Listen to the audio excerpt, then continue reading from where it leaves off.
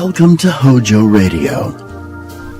Our next broadcast is a radio and television comedy series that ran for over 3 decades, from 1932 to 1955 on radio and from 1950 to 1965 on television. It won numerous awards, including the 1959 Emmy for Best Comedy Show, and is generally regarded as the high watermark in 20th century American comedy. Ladies and gentlemen, we present to you the Jack Benny Program on HOJO Radio. J-E-L-L-O! The Jell-O Program, starring Jack Benny, with Mary Livingston, Phil Harris, Dennis Day, and yours truly, Don Wilson.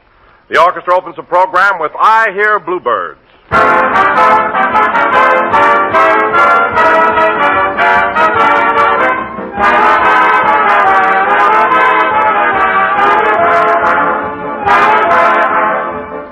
How true, ladies and gentlemen, is that old saying you hear every June about happy the bride the sun shines upon? Well, that's a question we really can't answer, but we do know a saying you can depend on, and it goes like this.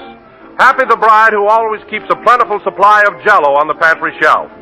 For Jell-O, friends, is a grand dessert that's wonderfully quick and easy to make, as well as inexpensive to serve, and every bride will appreciate that. Jell-O's downright pleasure to eat, too, and every husband will go for that. Yes, with a bright, shimmering mold of Jell-O on the table, contentment reigns supreme. Those 6 brilliant colors are all just as gay and enticing as can be, from the rich, glowing crimson that makes you think of fresh, ripe raspberries to cool emerald green lime. And those 6 delicious flavors are gloriously good, extra rich, and just as refreshing and beguiling as the juicy, ripe fruit itself. So try some Jell-O real soon. And when you buy, be sure to look for those big red letters on the box. They spell Jell-O, and Jell-O spells a treat.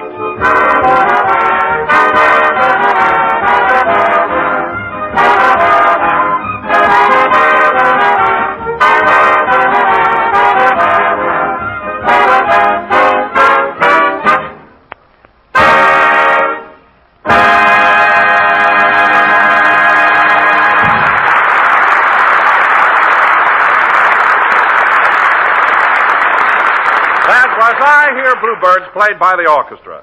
And now, ladies and gentlemen, we bring you our master of ceremonies, a man who had his auction picked up last Sunday and now looks 10 years younger, Jack Benny.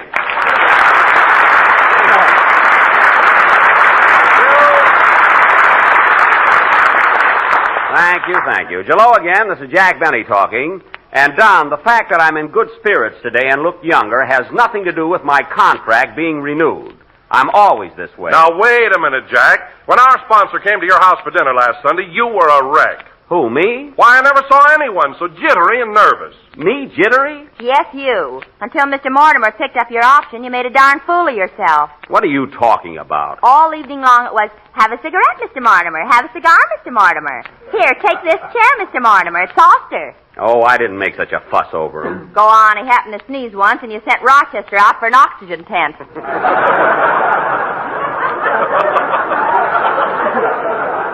Well, I just did that for a gag. What's the matter with you two? And the way you waited on him. You wouldn't let the man do anything for himself. What do you mean? When his shoelace came undone, who tied it? Mary, I happened to be down on the floor at the time. That's the only reason I did it. Well, let me ask you something. Why were you laying on the floor in the first place? What?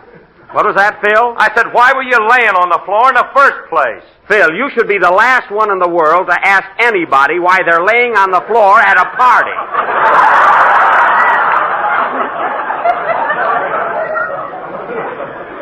Why, I know bearskin rugs that lead less horizontal lives than you do.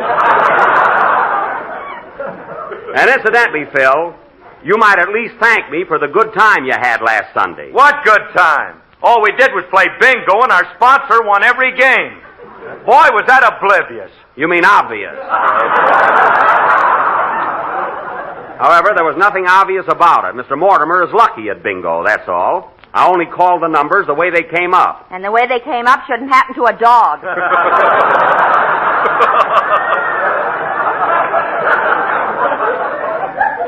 Oh, forget about it. Frankly, Jack, I don't know what the rest of us were playing for. You let Mr. Mortimer bingo every time. All right, so he won the salad bowl.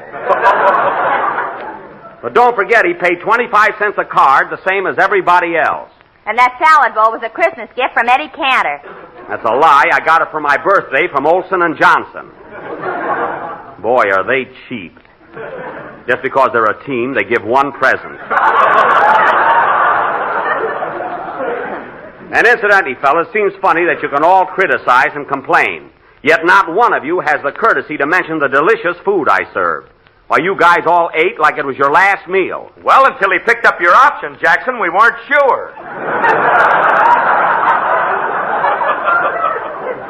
Maybe you weren't, Phil, but I wasn't the least bit worried. I knew I was going to be signed up for next season 2 weeks ago. 2 weeks ago? Yes, I had definite information. Oh, you and that phony fortune teller. Phony? Mary, there's nothing phony about Madame Zuzu. She clicks like a castanet. Why, she's marvelous. Oh, yeah? 4 years ago, she told me I was going to marry Robert Taylor. Robert Taylor, she said. All right, so she misses once in a while. Why did she have to miss on that one? It was just fate, that's all. Even a crystal ball has an off day now and then. Hey, wait a minute. Madame Zuzu. You know, I went to her place once. You did, Phil? Yeah, she told me I was bashful. Ain't that a Lulu? Bashful, you of all people. And she was sitting on my lap at the time. I can't understand it.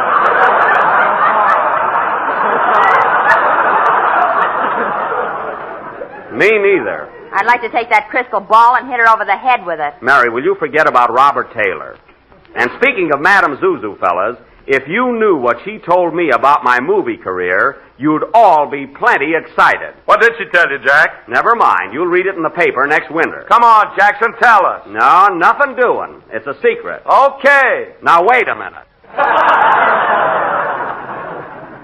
Madame Zuzu looked in the crystal, and guess who's going to win the Academy Award next year?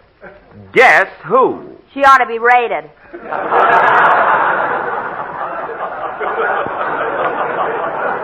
All right, just for that, Mary, you're not going with me to the Academy banquet and hear my acceptance speech. Your acceptance speech? Yes, I'm preparing it now. Well, don't write anything that you can't switch to a letter to your father.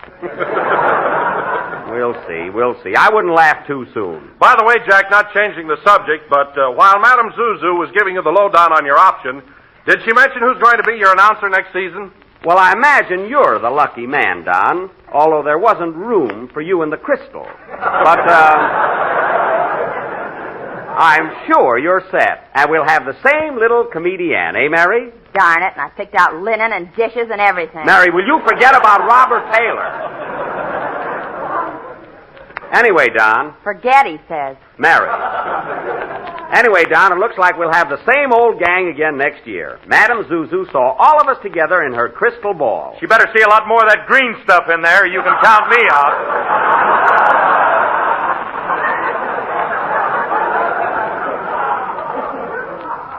What do you mean? Well, I want a raise. I started to work for you 4 years ago, and I'm still getting the same lousy salary. Well, you got the same lousy band.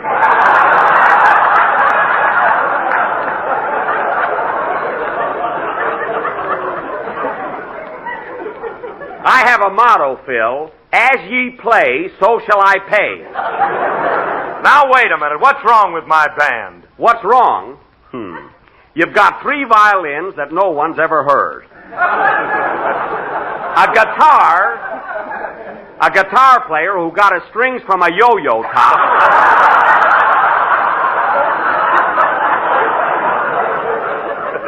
Two piano players that have to put a nickel in for every number. And a brass section that must have a sideline.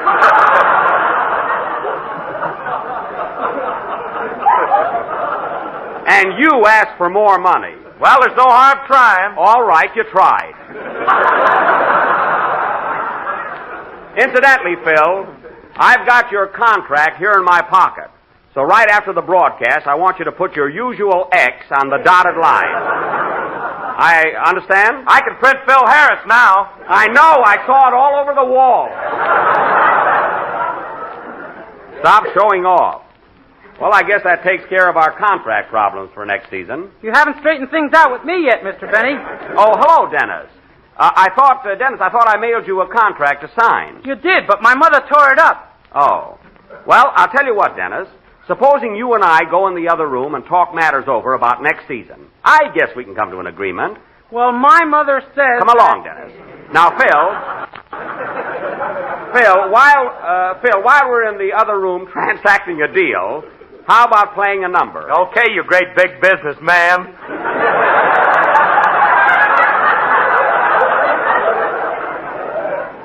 Come along, Dennis, my boy. Well, my Come mother... along now.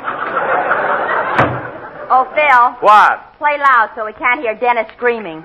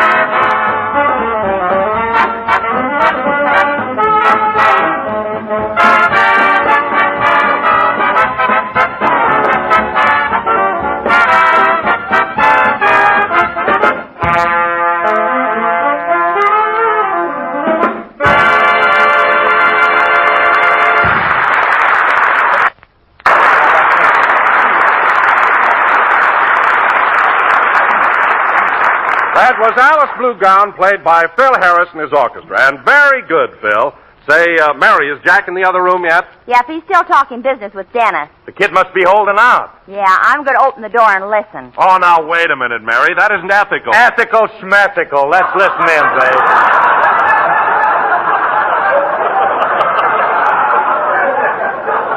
I will. Now, quiet. Sure, Dennis, sure. I know you're worth it, but that's a little too steep. Well, my mother says that next year I ought to get $500 a week.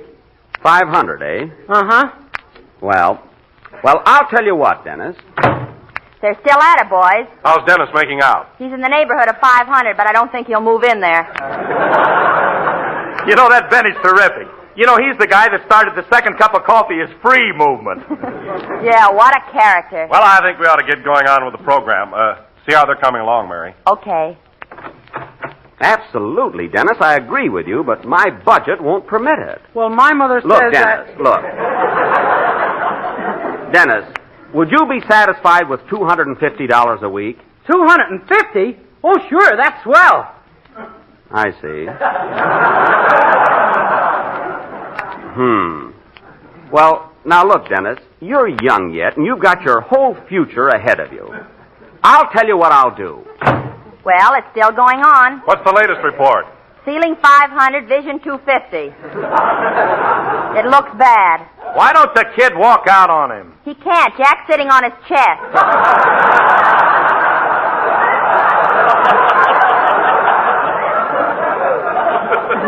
It looks like an all-day session. Now, quiet, everybody.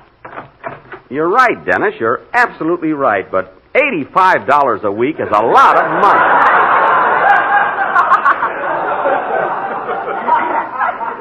After all, you're just a kid. I can't breathe. Move down a little, will you?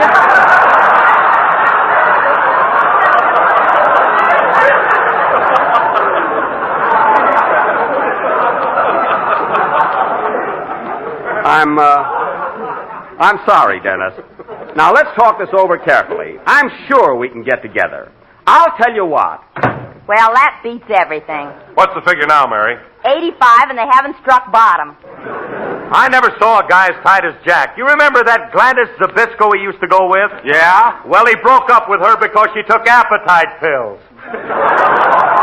And he was nuts about her, too. Well, here goes for another peek. Quiet now, fellas. Okay, Dennis, it's a deal. $37.50 a week. Sign right here on the dotted line. What's going on here?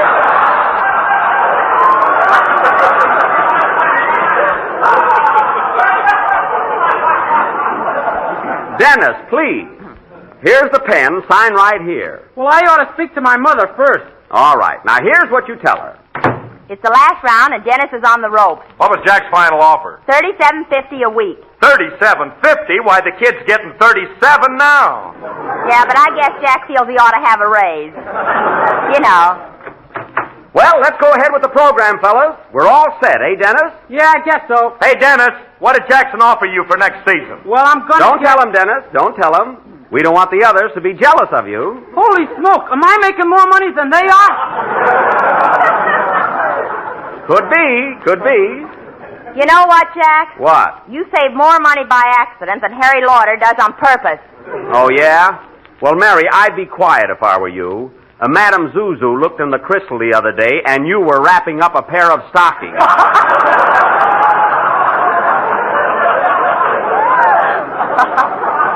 And now, Dennis, now that everything has been smoothed out to our mutual satisfaction, how about singing a nice song for us? Okay, What's it going to be, Dennis? I'm gonna sing... Hold it a minute. I'll take it. Hello? Hello, Mr. Benny. This is Rochester. Oh, it's you. Rochester, if you'd listened to the program, you wouldn't always call up and interrupt in the middle of it. Why don't you tune in once in a while? Well, frankly, boss, you don't do the kind of stuff that intrigues me.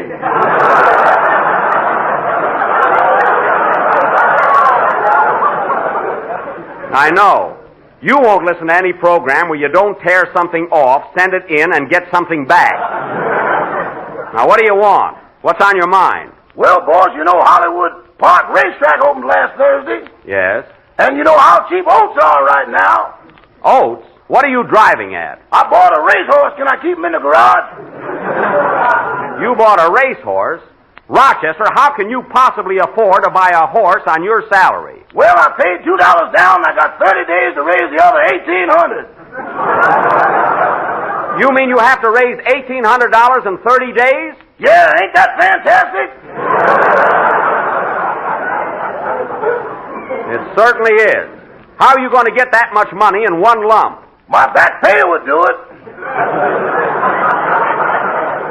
Rochester, if you're referring to your investment in the Benny Protective and Endowment Association...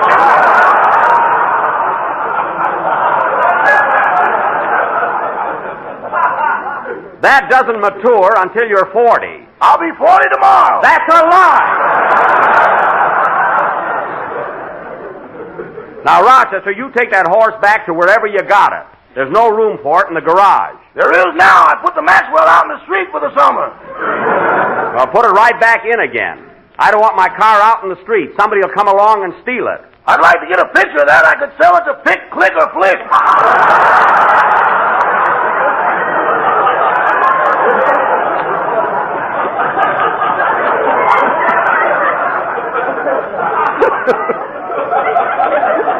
Rochester, I'm not going to argue with you. Now, you get rid of that broken-down nag. He ain't a broken-down nag. He won over 100 races. One? All right, run. That's more like it. Now, you do as I say. Goodbye. Goodbye. Oh, by the way, boss. What is it now? I don't like Section 8, Paragraph D of my new contract. What's wrong with it? Section 8 says you get $30 a week. I know, but Paragraph D says a week is 14 days. I'm trying out something new.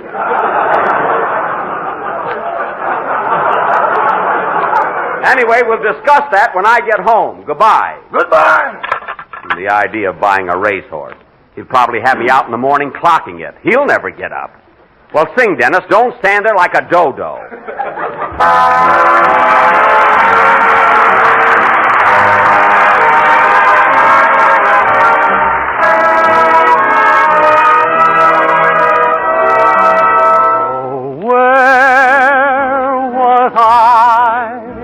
The night that you surrendered to a sigh, where was I? The moment came, but what a shame that someone else came by. Where was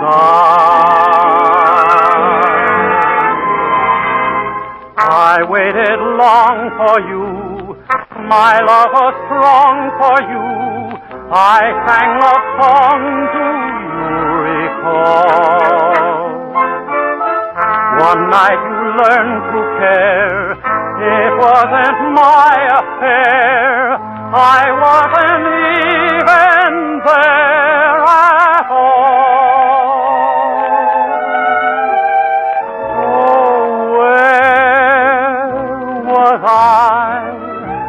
The night that you surrendered to a sigh, where was I? The moon was high, the night that you first listened to a lie.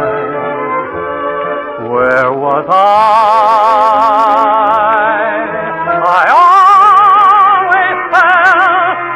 You would melt in someone's arms some night, and I was right. The moment came, but what a shame that someone else came by. Where was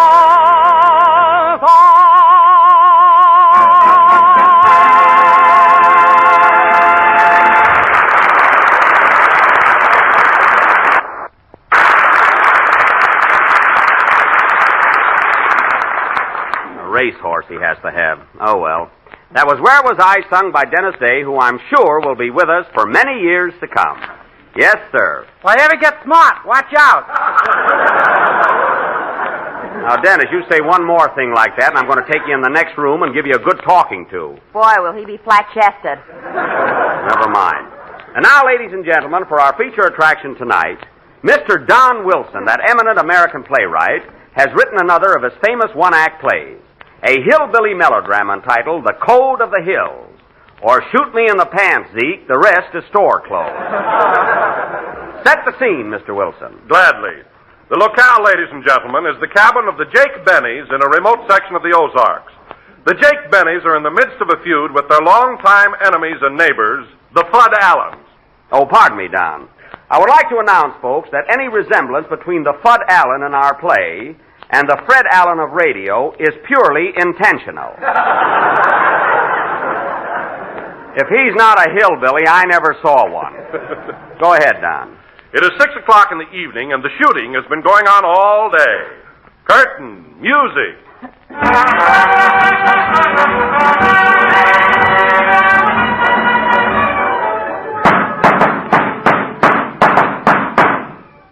Put that gun away, Pa. Supper's a-waiting. Be right there, Mo. A shooting and a killing, a shooting and a killing. When is it going to stop? We ain't going to quit till them Allens are wiped out. There ain't room in these yar hills for the both of us. You said it, Pappy. Get away from them doors, Zeb. Say, Pa, what have you and got again the Fudd Allens? I'll tell you what I got agin him. One night I asked Fudd how many hairs on a monkey's face. And he said, the next time you shave, count 'em. He knew I couldn't count. Well, I ain't a-cheering for that kind of city talk, and I ain't forgetting. Hey, son, barricade that double door. Ooh, Pappy. Son, They got me, Pappy. They got me. What was that, Paul? They got our boy, Zeb. Shot him right through the doors. I didn't know he was a-wearing them.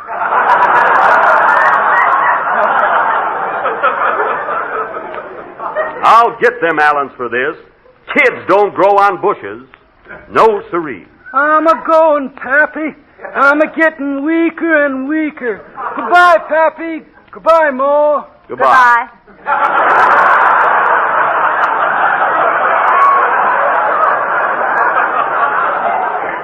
Well, what do we got for supper, Ma? Lunch. Good. Dish it out. Howdy, Uncle Jake. Hello there, Twitch. Hey, Twitch, you shouldn't be walking around with your left arm shot up like that. Well, I've been seeking some cord to tie it up with. It keeps on falling off. You know, Twitch, I don't like the way that arm of yours keeps dropping off. It might be ailing. What's that you got under your other arm? My right leg. Oh. Well, put it in the umbrella stand and come to supper. Sit down. Doggone, I wish them Allens would hold off till we get through eating. I'm a-going, Pappy. I'm a-going. Take your time, son.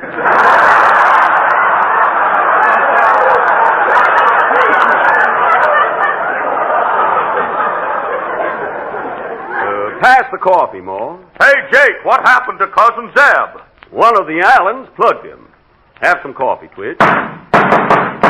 Doggone, don't those Allens know it's supper time? By the way, Ma, where's our daughter, Linda Lou, Nettie Mae, Lily Bell, Harvest Moon? Where is she? She went down to the village to buy a girdle. Had her heart set on it. A girdle? Oh, boy, we can have some hot cakes. That griddle!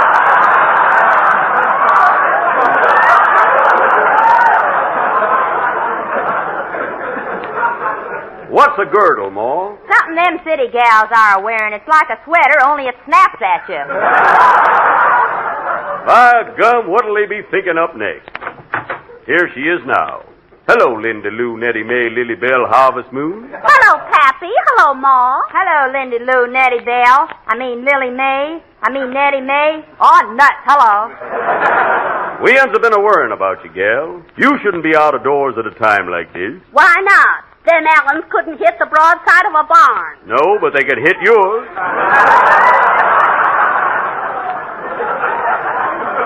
Sit down, gal. Say, Uncle Jake. What is it, Twitch? Look out the window. Ain't that one of them Allens sneaking up on us? Either that or a polecat. Give me my rifle, Ma. Watch out, Paul. Watch out.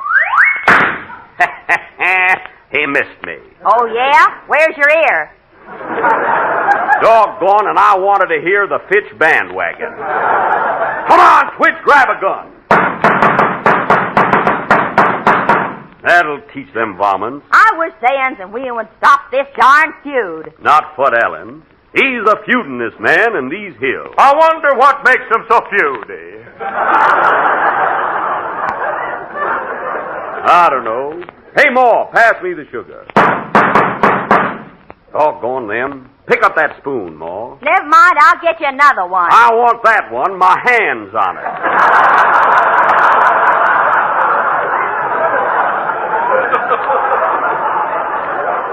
Thanks. A shooting and a killing, a shooting and a killing. How many more pages to this play? Can't be many. Here comes Porky Wilson now. Hello, Porky. Hello, Jake. Say, what happened to Zeb? Them Allens done plugged him. And none of us ain't safe till this feud is over. I am. I'm so big they're scared to shoot at me. Why, them Allens is as yellow as Banana. And speaking of bananas, ladies and gentlemen, do you realize how marvelous they are when sliced over a dish of tempting and appetizing... Now, hold on now, Wilson. Did you write this play just to get that in? This gelatin dessert is not only economical and easy to make, but comes in 6 delicious flavors. Why, you... So look for the big red letters on the box. They spell... Hey, sir! They spell Jell-O. J-E-L-L... Oh! That got him. I'm a-going, Jake. I'm a-going. Me too. all for tonight, folks. Will the Jake Bennies win the feud? Will the Fudd Allens be wiped out? Will Porky Wilson recover? I don't know. Hey, Clem, will Porky Wilson recover? I don't know. Hey, Zeke, will Porky Wilson recover? I don't know. Hey, Sam! Let it go! It's not important. My goodness. Play, Phil. Today, ladies and gentlemen, your grocer offers you two great Jell-O products. Jell-O, America's favorite gelatin dessert, and Jell-O puddings, the country's newest dessert sensation. Ever since Jell-O puddings came on the market, they've been steadily climbing in popularity. In fact, right in your own neighborhood, any night in the week, I'll bet you'll find a lot of families sitting down to enjoy a tempting Jell-O pudding dessert for dinner. You've all enjoyed Jell-O, I know. Now enjoy these new members of the Jell-O family, Jell-O butterscotch, chocolate, and vanilla puddings. Tomorrow, do what thousands of other folks do, and when you ask your grocer for Jell-O, ask him also for those delicious new desserts, Jell-O puddings. This is the National Broadcasting Company. HOJO Radio. We're your old-time radio headquarters. Stay tuned. J-E-L-L-O. The Jell-O program starring Jack Benny with Mary Livingston, Phil Harris, Dennis Day, and yours truly, Don Wilson. The orchestra opens... Wait a minute, Don. Hold it. We can't start the show yet. What's the matter? Well, Jack isn't here. Well, we're on the air. Where is he? I saw him a little while Search ago. me, Don. I haven't seen him. Well, he should be here. Look what time it is. Yeah. I saw him a little while Do you ago. think I ought to go out and look for him, Don?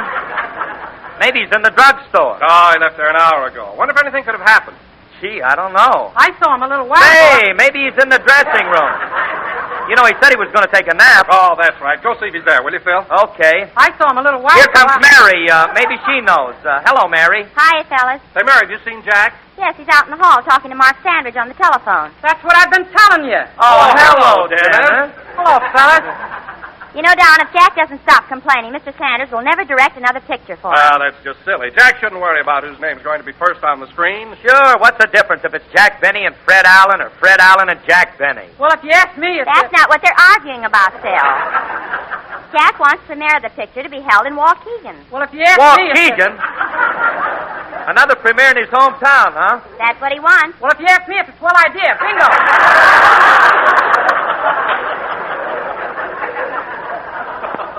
Hey, Dennis, stop hogging the conversation, will you, kid? I'm sorry. Well, that's okay. Say, Mary, how's Jackson making out? I don't know. I better go out in the hall and bring him in here. Yeah, tell him we're on the air. Okay.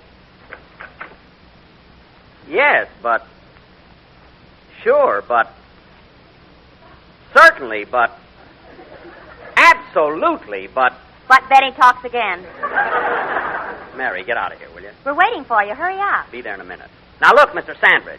I don't care what Allen says. I want the premiere of Love Thy Neighbor held in Waukegan, Illinois. Yes, but... Now, wait a minute. Who's the star of that picture? Fred Allen or... Let me finish, will you? Well, look at it this way, Mr. Sandridge. You've already had a sneak preview, haven't you? Now, let me ask you something. Who gets the biggest laughs in the picture? Leave him out of it. I'm talking about Allen and me.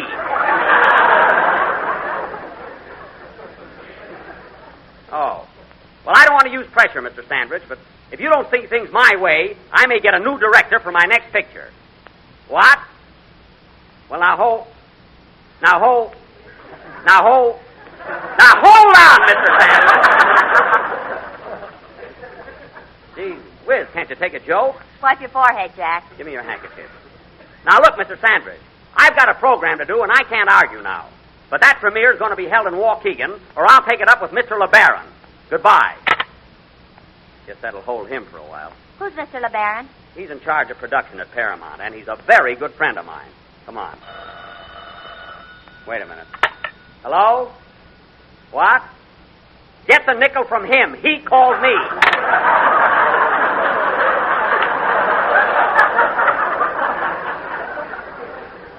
Come on.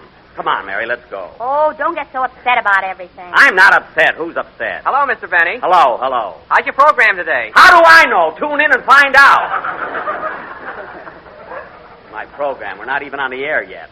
Got a cigar on you, Mary? No, the doctor made me cut him out. All right. A cigarette. You know what I meant. Hello, Don. Sorry I'm late. Go ahead. Start the program. Okay, get ready, Phil. So mixed up, I don't know where I am. I know, but nobody will listen to me. All right, boys. Get going. J-E-L-L-O. The Jell-O program, starring Jack Benny, with Mary Livingston, Phil Harris, Dennis Day, and yours truly, Don Wilson. The orchestra opens the program with I Just Want to Play With You.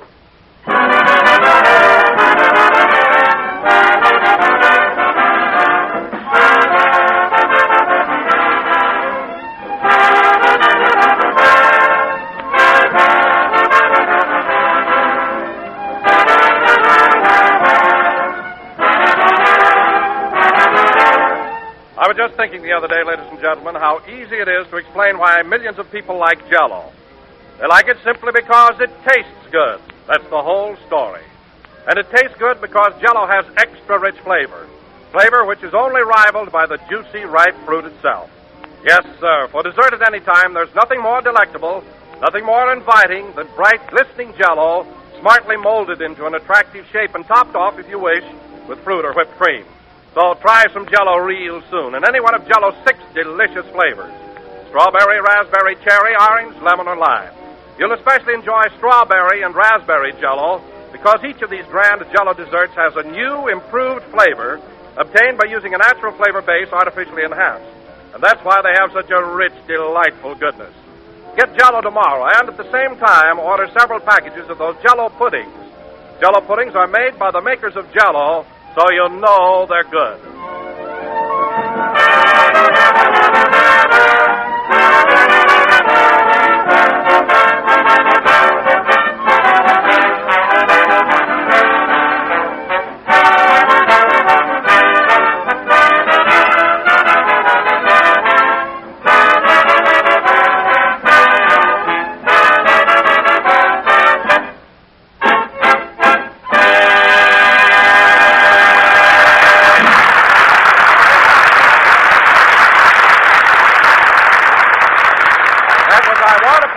Played by the orchestra.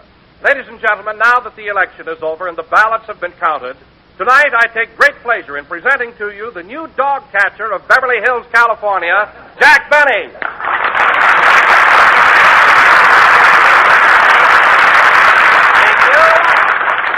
Thank you. Hello again, this is Jack Benny talking. And first of all, I want to thank my many friends who voted for me. And I also want to compliment my worthy opponent, Mr. Rufus Twelvetrees, although his name didn't help him at all. Thanks, folks. Thanks a lot. I was wondering, Jack, how did you happen to run for dog catcher anyway? Isn't it rather a menial position? Well, I didn't really want to, Don. I was drafted, you see, but the committee, the committee came to me and said I was the ideal candidate for the job. Say, Don, I like the slogan the committee gave Jack. That really put him over. What was it, Mary? Vote for Benny. His nose is always cold.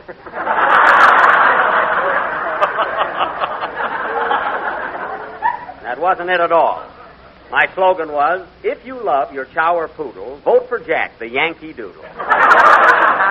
Of course, I got the Pomeranian vote, too. Well, then you should be very happy about your new office, Jack. Oh, I would be, Don, but right now I'm having a lot of trouble with Paramount again. Also, Mary was telling us.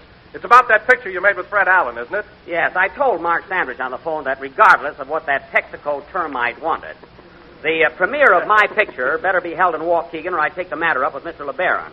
Imagine Allen wanting to open my picture in his hometown. Fred comes from Massachusetts, doesn't he, Jack? Yes, Don. He was born under the Plymouth Rock. And when the Pilgrims landed, it didn't help his face any.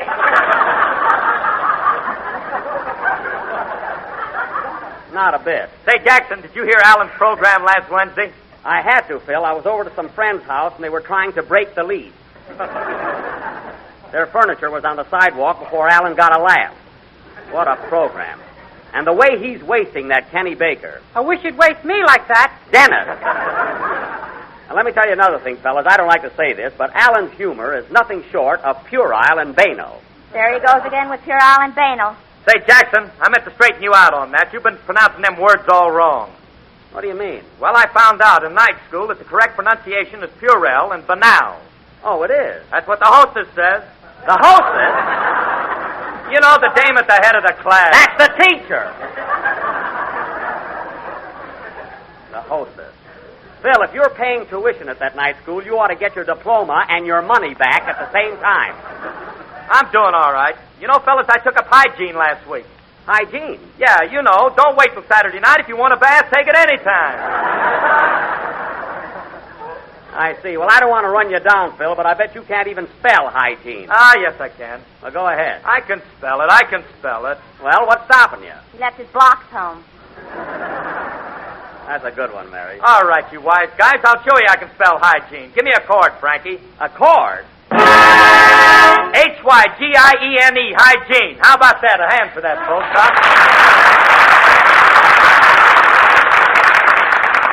Well, I got to give you credit, Phil. That's a tough word, and you spelled it. No kidding. That was some feat. F-E-E-T, feet.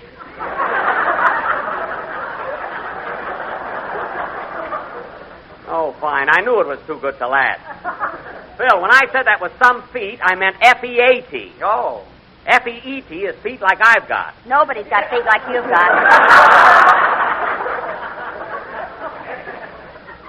Well, Miss Livingston, that did it. There goes your Christmas present. Right out the window. You're doing your Christmas fighting early this year, ain't you, kid? Yes. Keep it up. Keep it up, Mary. Now you won't get anything next year either. I'm off the list till 1960. 61. I'm not forgetting that cute little trick you pulled with your baton this afternoon. Say, Dennis. Merry Christmas, Mr. Benny. Dennis, don't you think it's about time... Answer the phone, Mary. Okay. Dennis, don't you think it's about time... Hello? Yes? Put him on, please. It's for you, Jack. Mr. LeBaron at Paramount. Holy smoke, Mark Sandridge must have got in touch with him. You want to talk to him? Certainly, but make off you're my secretary. A little front won't hurt any. Okay. Hello? Yes? Yes? Yeah. This is Mr. Benny's secretary. Well, he's frightfully busy right now. He's broadcasting. Mary, don't overdo it. You want me to spell hygiene for him? Get away from there. Very well, Mr. LeBaron. I'll ask him. Give me that phone. Hello, Mr. LeBaron. Yes? Yes, I did tell Mark Sandridge that I want the premiere held in Waukegan. I know, Mr. LeBaron. Well, I know you're the production head, but I'm entitled to first consideration. If there's any B.O. in that picture, it's me. I mean box office. Yes. Yes, I understand that. Sure, but... What flavor, please? Quiet. Now, look, Mr. LeBaron, let me review this situation. You better sing, Dennis. It looks like a long winter. Okay. Now, Mr. LeBaron, Alan wants a premiere in his hometown, and I want it in mine. Now, the way I look at it, I've been under contract to Paramount for over 5 years. And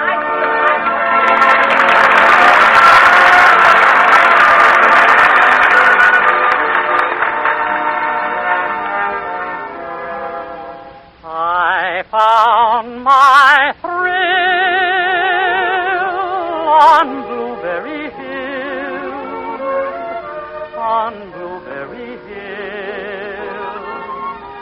when I found you. The moon stood still on Blueberry Hill and lingered until my dreams came true. Do you recall a year ago tonight? We stood and watched the golden sun descending. When love had just begun, why did there have to be an ending? Do you recall a year ago tonight? The wind in the willow played love's sweet melody, but all of the vows we made were never to be.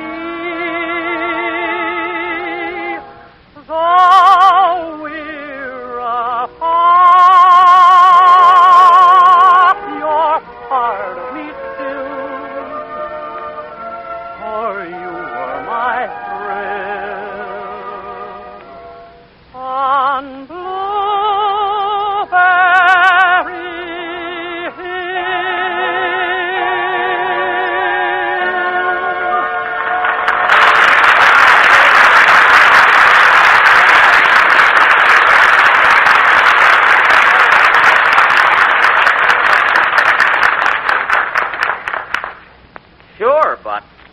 But, Mr. LeBaron, we've got to have the premiere in my hometown.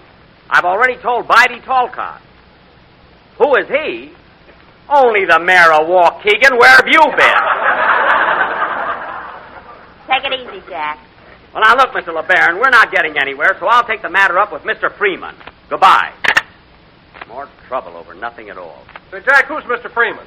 Frank Freeman, he's the big shot at Paramount, and he's a very fine Southern gentleman. Oh, he comes from the South, huh? Yes, his home is in Georgia. Why don't you let me talk to him, Jackson? We speak the same language. Phil, Mr. Freeman is a Southerner, not a hillbilly.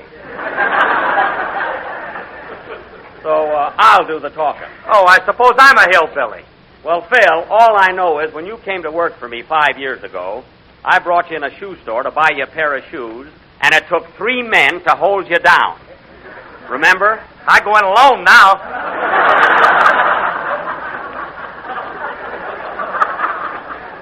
That's good.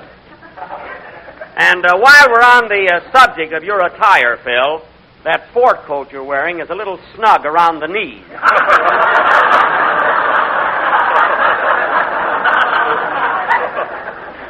You see, folks, I'm not kidding about that. And now, ladies and gentlemen, getting back to our program, for our feature attraction of the evening. Come in. Mr. Benny? Yes? Is it true that you were just elected dog catcher of Beverly Hills? Yes. Well, you'll never catch me. Arf, arf.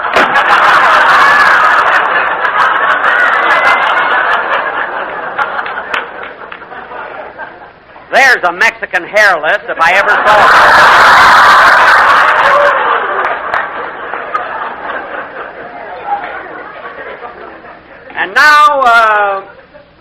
And now, ladies and gentlemen, for our feature attraction of the evening, the Benny, anything from Shakespeare to gin rummy players, will present an original mystery melodrama entitled Murder at the Soda Fountain or Hold That Malted. Now, I will play the part of a young soda jerk, Tutti Frutti Benny. And Mary, you're the cashier who is madly in love with me. Hooray. Now, Dennis, you're a college student who is always hanging around the drugstore wisecracking. Oh, boy, at last some dialogue. No, Dennis, no. You see, as our play opens, you enter the drugstore, a shot is heard, and you fall to the floor. Dead. Well, can't I wisecrack on the way down? No. Now, Don, you're going to be a box of Jell-O, so you'll have to crawl up on the shelf. What flavor am I? What's the difference? You're delicious. Now, Phil... But, Jack, I ought to be some flavor. All right, Don, pinch your cheeks and make off like strawberry. Now, Phil, in view of your knowledge of hygiene, you're going to be the dishwasher. So, put on your apron. Why can't I be a soda jerk? Read that right!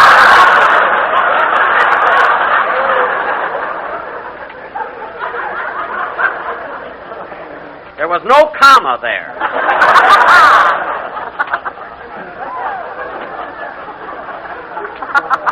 Burns me up. Now, Phil, you're going to be a dishwasher and like it. Anyway, folks, this play will go on immediately after... Oh, darn it. Answer it, Mary. Okay. This will go on immediately. Hello? Yes? Put him on. It's Mr. Frank Freeman, Jack. Oh, well, tell him you're my secretary. You know, like before. Okay. Hello? Hello, Mr. Freeman. Hi, y'all. Mary. Well, Mr. Benny's awful busy right now. Can I take the message, honey lamb? Mary, give me that phone. Fine way to talk to the head of the Paramount. Hello, Mr. Freeman. This is Jack Benny. Yes? Yes? Sure enough? Sure enough? Well, now, Mr. Freeman, I'll leave it to you. Where do you think the premiere of Love Thy Neighbor should be held? Greenville, Georgia? Who ever heard of that bird? Oh, that's your hometown. Oh, sure. Sure, Greenville. Yes, I remember. I used to play there in vaudeville. Yes, sir, Greenville. Boy, are you an apple polisher. Well, look, Mr. Polisher. Mr. Freeman. Darn you, Mary. Look, this whole thing is getting so complicated. Suppose I come to the studio and we'll talk it over.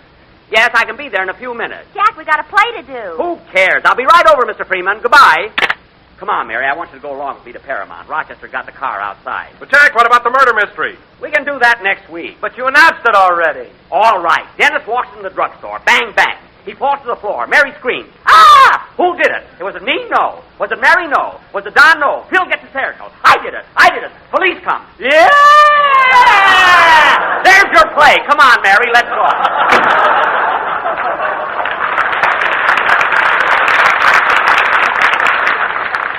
Hurry, Rochester. Get the car started. Just as soon as I make my point, boys. Put those dice down. Hurry, Mary. Doggone, it was just beginning to thaw out.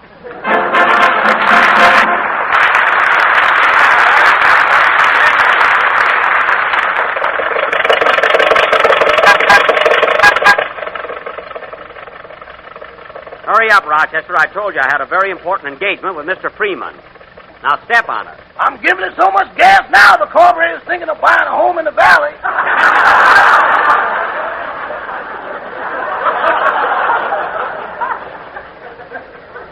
Just keep that throttle wide open, that's all. Say, Jack, we're going the wrong way to Paramount, aren't we? Let's see. Oh, yes. Rochester, what's the matter with you? You were supposed to turn to your right here on Gower Street. I turned the steering wheel. Something ought to happen any minute now. What? Well, we made it. On two wheels yet. Rochester, you took that corner much too sharp. Boss, we got to take them any way we can get them. Well, you threw me all over the back seat.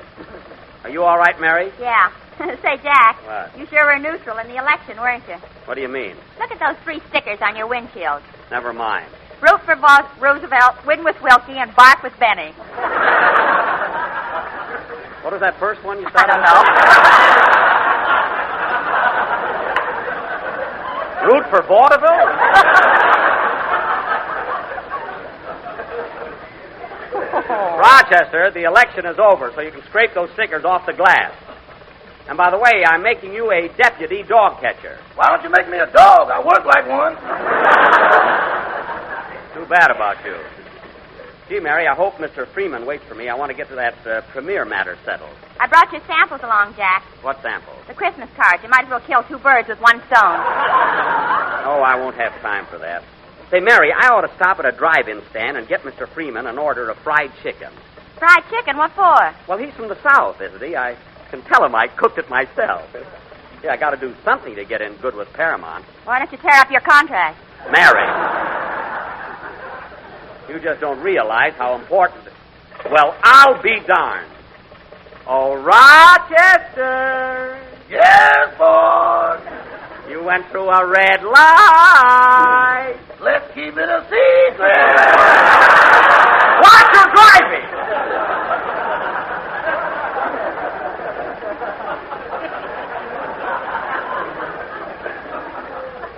Want me to get a ticket? You won't get a ticket, boss. You're a dog catcher. You can go through a red light. Not unless I'm after a dog. And that reminds me, now that I'm a public official, I better get a siren in my car. Oh, what? A siren. There's one waiting on the corner. I don't mean that kind.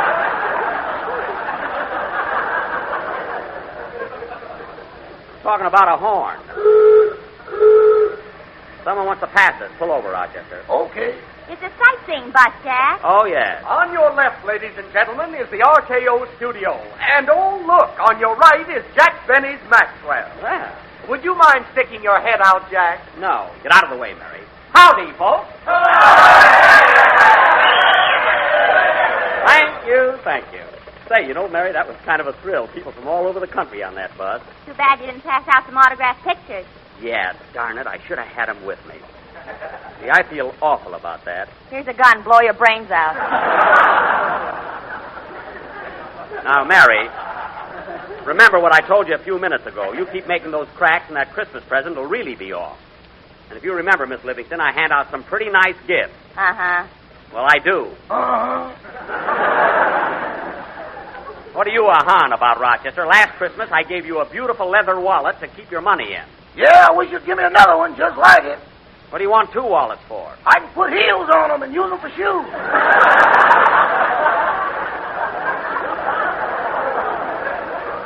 Oh, you're always complaining about being broke. Why don't you save your money? Why don't you put it in real estate like I do? I haven't got a shovel. Now cut that out!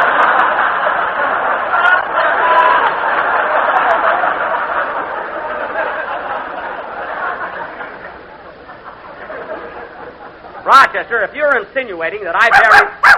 Rochester, pull over at the curb. There's a dog without a license. Quick, Mary, hand me that net and my cat. Oh, Jack, don't bother about this dog. It's out of your territory. That's right. Well, they can't say I wasn't on the job, though. Hey, Rochester, here's Paramount Studio. Pull up in front of the main entrance and wait for me. Okay. Wait here, Rochester. Come on, Mary, bring the fried chicken for Mr. Freeman. You didn't buy it. Oh, yeah. I'll tell him I gave it to a poor old lady. Do you think Mr. Freeman will be waiting, Jack? Sure, I told him I was coming over as soon as I could possibly find... Whose car's that? I don't know. Well, come on. Hey, wait a minute. Isn't that Mr. Freeman in the back seat? Where? Yeah, that's him. Hey, Mr. Freeman! Start the car, Rochester. Catch that Cadillac. Catch that Cadillac. Oh, come now.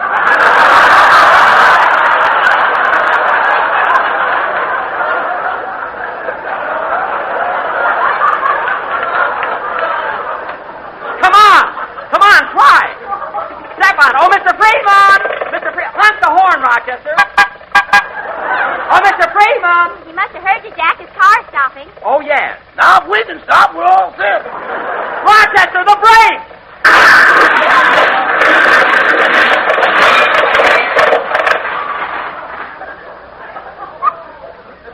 Oh, my goodness, we hit Mr. Freeman's car. Yep, there goes the premier.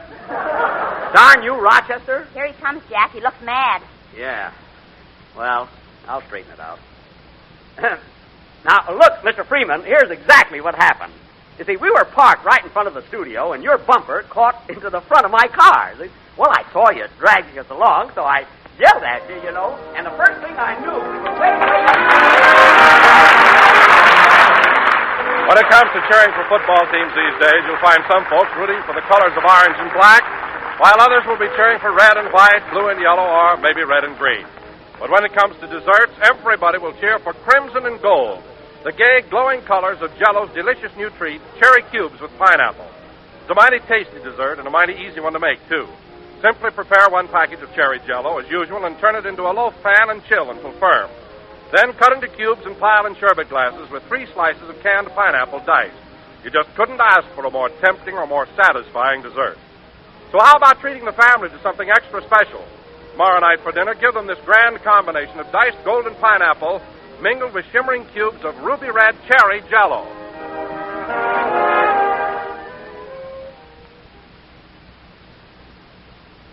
Good night, folks.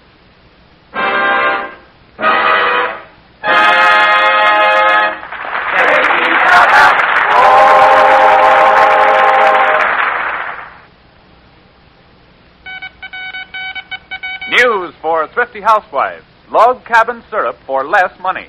All 3 sizes now selling at lowest prices in history. Ask your grocer about his new low prices. Our next popular broadcast began in August of 1949 on NBC Radio and ran until November of 1953. Set in the Midwest, it starred Robert Young as General Insurance Agent Jim Anderson and portrayed an idealized vision of middle-class American life of the era.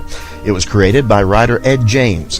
While the show is often regarded as an example of conservative nature of the American family life in the 1950s, it's also cited as to be slightly rosy portrayal as well. We proudly present to you Father Knows Best on HOJO Radio. Mother, is Maxwell House really the only coffee in the world? Well, your father says so, and your father knows best.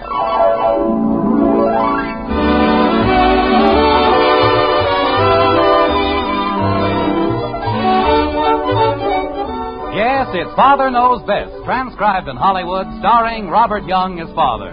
A half-hour visit with your new neighbors, the Andersons. Brought to you by Maxwell House, the coffee that's bought and enjoyed by more people than any other brand of coffee at any price. Maxwell House, always good to the last drop.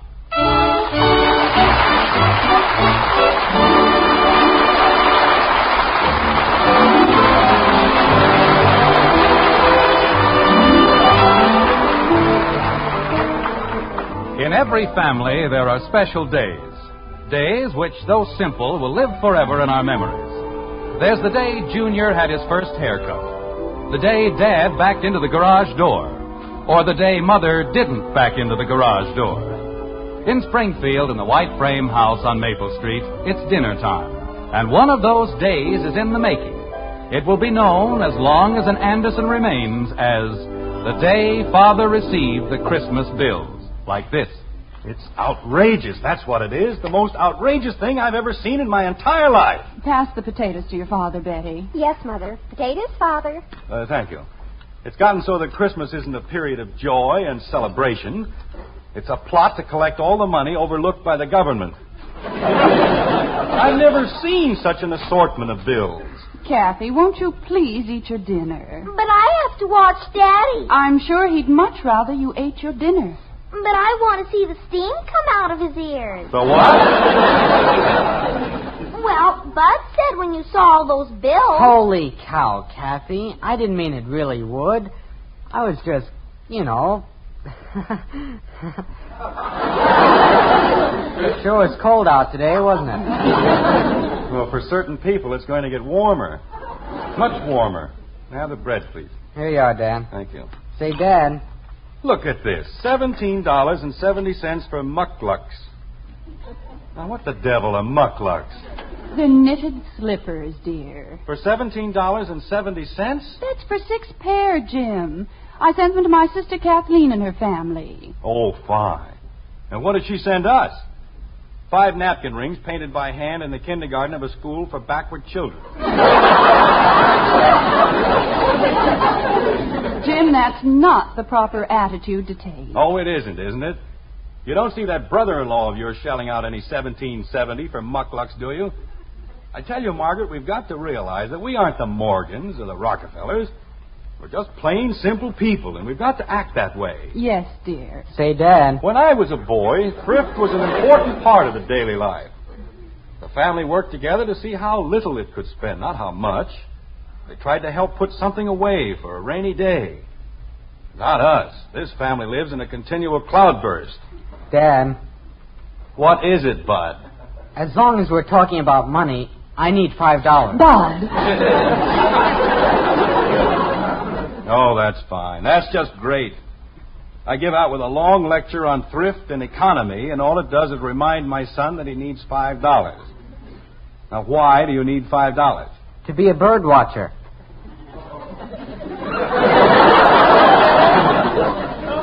A what? A bird watcher. You watch birds. I wouldn't care if you watched elephants. Why does it have to cost $5? Well, you have to buy a manual. It tells you how to watch. And you get a button. And they have meetings every Tuesday and Thursday night. No. But, Dad, watching birds makes you alert. No. It gives you a better understanding of your feathered friends. No. And it's educational. No. Oh, gosh. You certainly want me to be educated, don't you? Yes. Then I can go? No. Oh, would you care for some more coffee, dear? I certainly would. Thank you. I'll bet Evelyn Finney's a bird watcher. You keep out of this, Kathy. Bud's got a girl. I have not. You just wait, Kathy. That's all. Just wait. Bud's got a girl. Dad. All right, Kathy. Stop that and drink your milk. But I did. It's all gone. Well, get some more milk and drink it. Gee whiz. And behave yourself. Now, where was I? The part about putting something away for a rainy day. Thank you. Rainy day.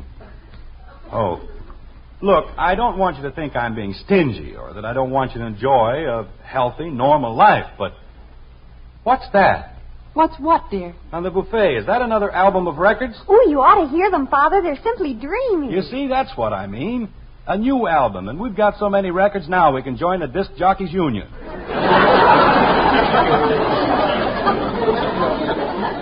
Do disc jockeys have a union, Daddy? How do I know? Well, you just said I said if they had a union, we could join it. Why? Because we have so many records. Are you going to be a disc jockey, Daddy? No, I'm not going to be a disc jockey. Why not? Because I'm an insurance jockey. Oh, Kathy, drink your milk. I did. Twice. Well, eat your cake. I don't have any cake. What have you got? Jell-O. Well, eat it and be quiet. Gee whiz. Father, there's no need to get excited about the record. Now, don't tell me what to get excited about and what not to get excited about. You have no right to waste money on more records. But, Father... $5 for bird watchers and $5 for records. They cost $7.50. $7.50? Betty Anderson, you mean those records cost $7.50? Yes, Father. Oh, that's fine. Just fine. We've got records you haven't touched in 5 years, but they're no good. You've got to buy new ones for $7.50. But, Father... When I was a boy, I couldn't buy a new record till the old one wore out. But, Father... I played Dardanella so long the fuzz on the turntable came through. But,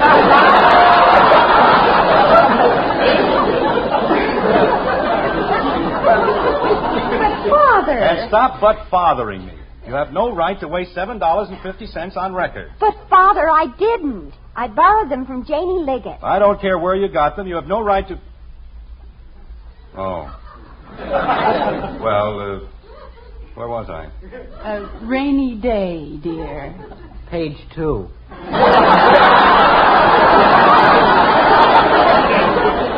All right, laugh. Go ahead. The whole thing is a big joke. It's very funny. But I'm telling you right now, we're spending too much money. And we're going to cut down. Oh, Jim, I don't think we're extravagant, any of us. Okay, you're not extravagant. You just spend too much money. But we don't waste anything, dear. And we don't spend money unnecessarily. Oh, we don't we? I suppose $5 to watch birds isn't unnecessary. If Bud has to watch birds, he can sit on the front porch and watch them for 10 years. It won't cost him a dime. Holy cow. This family has to learn to conserve. We've got to make things do. Now, here, look at this. Another pair of shoes for Kathy. That's the third pair in 6 months. But, Daddy, I'm growing. Well, do you have to grow so fast? Father! Oh, it's all right, dear. Your father's only joking. Sure, I'm only joking, Kathy. But there's one thing I'm not joking about. This family has to stop spending so much money. And we've got to stop running around. We're going to stay home and enjoy the simple things of life. We've got magazines to read, books to read. I spent $190 for the encyclopedia. And nobody's ever gotten past Marib to Mushy. Jim, there's one thing you don't seem to understand. Just a moment, dear. Bud, the phone. It's Kathy's turn. It is not. But I'll answer it anyway. See if I care. What is it you were saying, Margaret? Well, I was saying that there's one thing you don't seem to understand. That no one has even mentioned going out tonight. Everyone was quite satisfied and quite happy, and this entire discussion seems to be absolutely pointless. Is that so? If I didn't put my foot down every once in a while, this whole family would go to pot. Nobody would ever stay home. Daddy, it's for you. Thank you, Kathy. It's Mr. Smith, Daddy. Thank you, dear. Hello, Heck. No, we were just finishing our dinner. The drugstore? Well, I hadn't thought about going down there, but... Pick up cards for what? You mean the game is tonight? Oh. Well, Look, Heck, maybe you'd better not figure on me for tonight. Well, frankly, I forgot all about it, and I got myself into a situation here. Yes, I know, Heck, but couldn't you get George Phillips? Out of town, huh? Just a minute, Heck. Kathy, there's somebody at the door. Okay. Sorry, Heck. Well, look, there must be somebody else you can get for the game. There isn't, huh? Well, I'll do whatever I can, Heck, but it's going to be tough. Okay. But if I'm not there by 8, well, you'd better call me. Okay, Heck, I'll see you. Ye gods, the things I get myself into. Is there anything wrong, dear? No, nothing wrong. Let's see. What were we talking about? Nobody goes out tonight.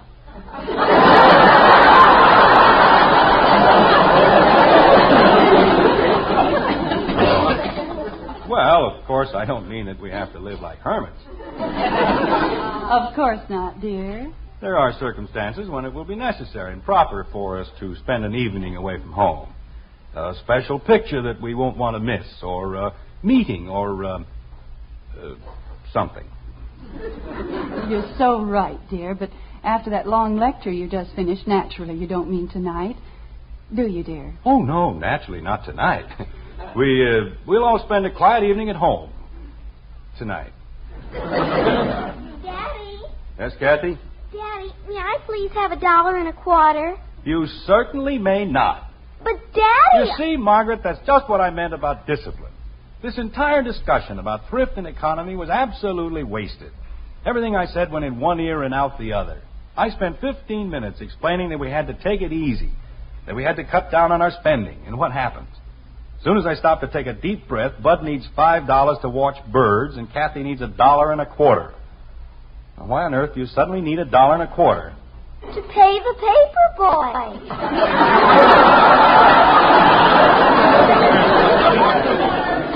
Oh.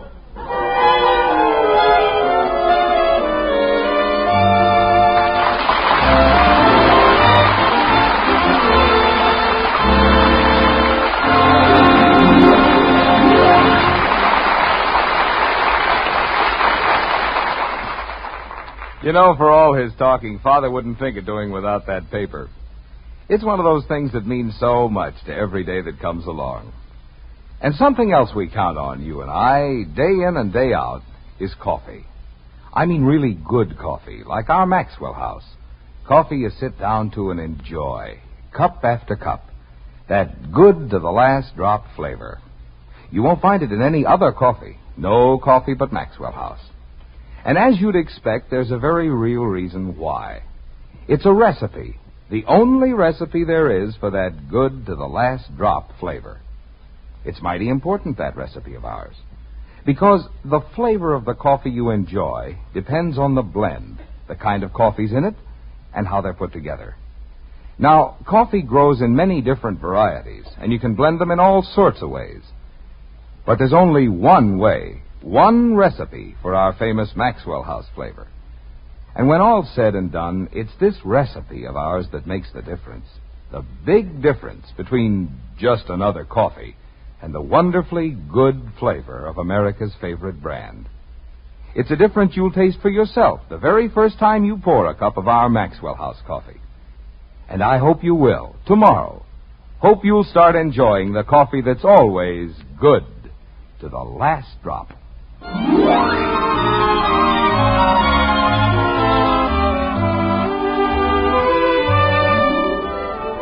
In the white frame house on Maple Street, an hour has passed, and a long, long hour it's been. For Jim Anderson, the minutes have dragged by in endless procession. His active mind is buzzing with a weird assortment of masculine schemes, every one of them taken from the file headed, How to Get Out of the House. A dozen fantastic plans have already been tried, and none of them has worked. But you've got to give Jim credit.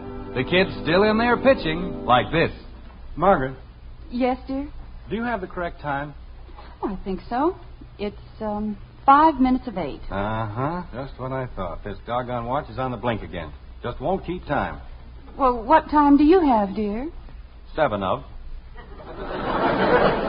Well, Jim, that's a difference of only 2 minutes. Only 2 minutes? Margaret, do you realize the things that have happened in 2 minutes? Wars have been won and lost. The entire course of civilization has been changed. I better have it fixed. All right, dear. As a matter of fact, as long as I'm not doing anything right now, I might as well run down to the jeweler's. And it might take some time. You know how fussy jewelers can be about a watch. So, maybe you'd better not wait up for me. Jim. Yes, dear? Christmas is over. The jewelers all close at 5:30. They do. You mean all of them? Yes, dear. Oh. You ought to see the watch Joe Phillips got for Christmas, Dad. Boy, is that a watch. Shatterproof, shockproof, waterproof, heatproof, and it's guaranteed to last him a lifetime. But it won't. Why not? He lost it.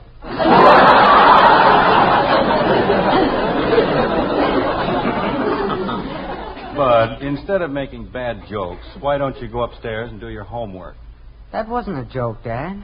You can say that again. You mean the whole thing? Bud. Go upstairs and do your homework. Okay. You wouldn't want to help me, would you? That's right. Yeah, I sort of figured you wouldn't. Well, I'll see you later. Margaret, I think I'll go out for a little walk. Why, Jim, it's snowing. Well, there's nothing wrong with a little snow. Does a man good to get out in the snow once in a while. The air crisp and clear, the ground all white and peaceful. Jim Anderson, you're not going to tramp around in the snow at your age. I have enough to do without taking care of a sick husband. And stop pacing up and down the room like a caged lion. Father? Yes, Betty? I'll play checkers with you if you like. Thank you. But I'd rather see you doing your homework. Oh, I don't have any homework. I finished it this afternoon. Well, go sew something. Or read a book. And don't tell me you read a book. I'll spot you 2 kings. I don't need to be spotted 2 kings, and I don't want to play checkers. Margaret. Yes, sir. Do you need anything at the drugstore? No, dear, not a thing. We're kind of low on toothpaste this morning. I got some this afternoon. Oh, you did. Soap holding up all right? Just fine. Uh-huh. Say, I think I'll run out and get something to smoke. Yes, sir, that's just what I'll do. Jim. Yes, Margaret? I bought you a carton of cigarettes this afternoon, and there's a whole humidor full of pipe tobacco. It's a funny thing, but I just feel like smoking a cigar. Jim, I didn't know you smoked cigars. Well, of course. After all, there's nothing like a good cigar. You know what Rudyard Kipling said, a woman is only a woman, but a good cigar is a smoke. Yeah, I'll get it. Jim, be careful. Who the dickens moved the lamp over to this side? Oh, Jim, how could you? Well, how do you expect me to keep track of where the lamps are if you keep moving them around all the time? Anyway, well, I'm sorry, Margaret. I was just... The phone's ringing. Betty, be a good girl and clean up this mess, will you? All right, Father. And don't worry about the lamp, Margaret. We'll get it fixed or something. A good lamp. Just look at it. 6 lamps right in your way when you're in a hurry. Naturally, they get knocked down. Hello? Hello, Heck. What do you mean, am I still here? Of course not. I left for your house 20 minutes ago. Heck, I'm doing everything I can. I can't do it, Heck. I can't just walk out. Because I can't, that's why. I am trying. Well, stop worrying about it. I'll figure something out. Okay. Call me later. So long. Who was that, dear? It was Hector, honey. He just wanted to talk to me. About what, dear? Is anything wrong? Oh, no. He wanted me to come over there. He probably wants to talk to me about something. Like what, dear? Well, it's probably very complicated. You'd be surprised. I'll bet I would. Yes. Are you through with the newspaper, dear? I think so. Well, I guess I'll sit down and read the paper. That's a very good idea. Daddy. We're in the den, Kathy. Daddy, I just thought of something wonderful to save money. How much does water cost? Not very much, dear. Why? Well, it costs something to get it hot, doesn't it? So I thought if I only took 1 bath a week... Are you supposed to be taking a bath now? Uh-huh. Well, take it. But you said we had to save money, and I thought if I only took... Kathy, go upstairs and take your bath. Gee whiz. You heard your father, Kathy. Now go ahead. First they want to save money, then they don't want to save money. Why don't they make up their minds? Say, did you see this in the paper? They're having a big meeting in the school auditorium. Tomorrow night. Oh. Yeah, that's right. It's tomorrow. Jim. Father, I put all the broken pieces on the service porch, but I don't think they can fix the lamp. It's a mess. Thank you, Betty. You're welcome. Were you going to say something, dear?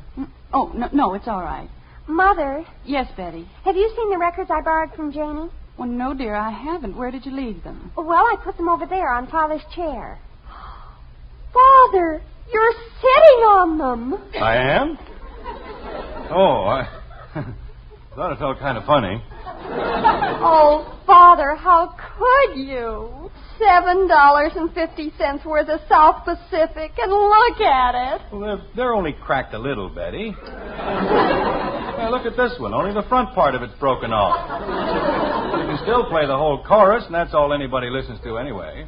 She'll never talk to me again, and I don't blame her. Oh, Betty, will you please stop that moaning and groaning? I'll buy Janie another album. And stop looking at me as though I went around beating little children. Yes, Father. Man tries to spend a quiet evening at home, and what happens? Lamps fall down, people stuff records under his cushion. I'll get it. Jim, please be careful. Margaret, I make a practice of knocking lamps down. Anybody listening to you would think I broke a lamp every day.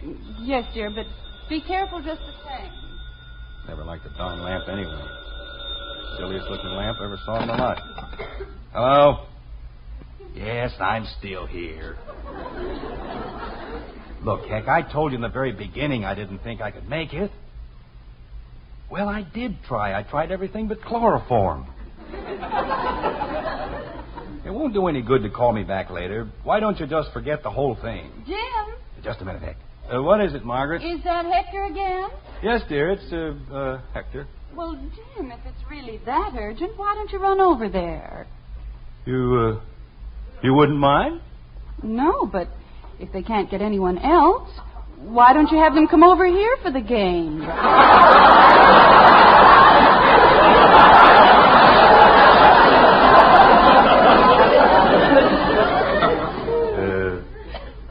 The game. Over here? Well, there's no reason why they can't play poker here. There isn't? Of course not. Oh. Well, say, Heck, how about playing over here? It would, huh? Well, fine. Oh, of course not. Margaret won't mind at all. Okay, see you in a little while. Goodbye. Margaret. Yes, Jim?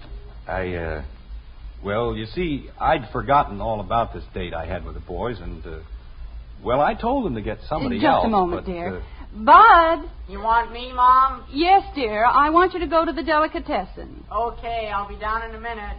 Why does he have to go to the delicatessen? Well, you'll be busy getting the card things ready, dear, and there isn't a thing in the house. We'll have to serve something. Well, it doesn't have to be anything elaborate. Oh, no, but we'll need a few slices of ham and some liverwurst and bologna and cheese, a few loaves of bread, potato chips, pickles. Why do we need pickles?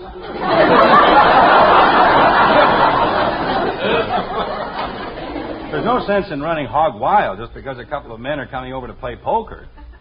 I told you at dinner, Margaret, we've got to cut down on our expenses. All right, dear, no pickles.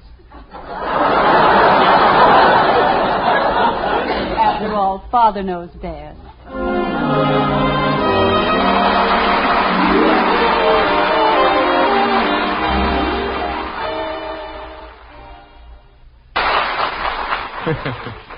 Well, pickles or no pickles, I'm inclined to think it's Mother knows best when it comes to shopping for the family groceries. Take coffee, for instance. Mother knows that when she buys coffee, there's just one thing that means real value. It's the flavor you get for your money that really counts. And these days, she understands it's more important than ever to get the most flavor for every penny you spend. And that's just what you do get in our Maxwell House coffee. You get a full measure of that wonderful Maxwell House flavor. Good to the last drop flavor no other coffee gives you. And that's why more people buy our Maxwell House than any other brand of coffee. So when you put out good money for coffee, be sure you get the most in value, in flavor and freshness. You always will when you open up a pound of Maxwell House. The coffee that's always good to the last drop.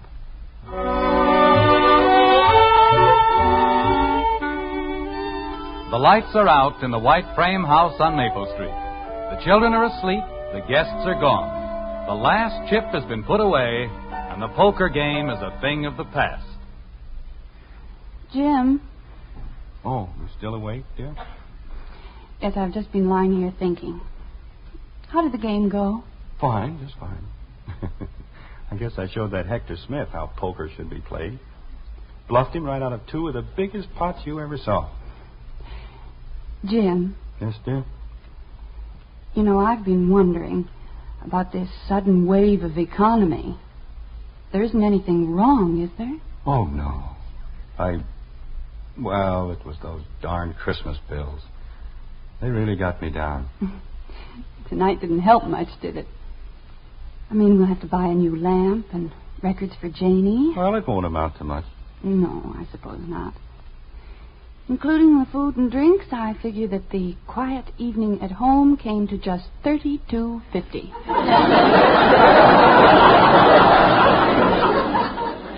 $36.50.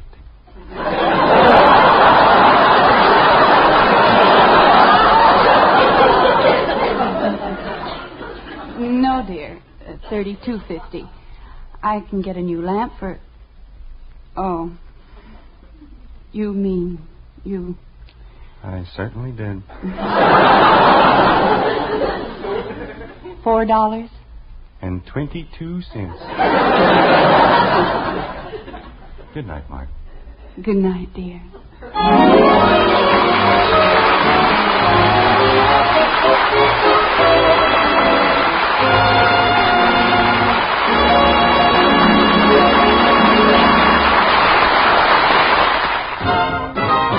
If you like good things the easy way, good things the easy way, Instant Maxwell House, that's for you. Good coffee that's easy too. No time, no trouble, no grounds, no pot, and it's good to the very last you know what. Yes, Instant Maxwell House means great coffee instantly in your cup. Here's real instant coffee. All pure Maxwell House coffee in instant form. Enjoy instant Maxwell House. Instantly. Good to the very last you know what.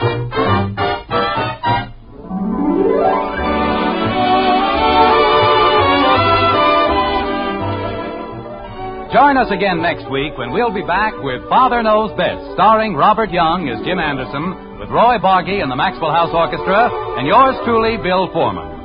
Don't forget, membership cards for the Robert Young Good Drivers Club are waiting for you at your local NBC station. Get a man-to-man or dad-to-daughter pledge and sign up today. Be a good driver. Get your membership card in the Robert Young Good Drivers Club today. Now, until next Thursday, good night and good luck from the makers of Maxwell House, America's favorite brand of coffee. Always good to the last drop. Father Knows Best was transcribed in Hollywood and written by Ed James. Now stay tuned in for Screen Guild Theater, which follows immediately over most of these stations.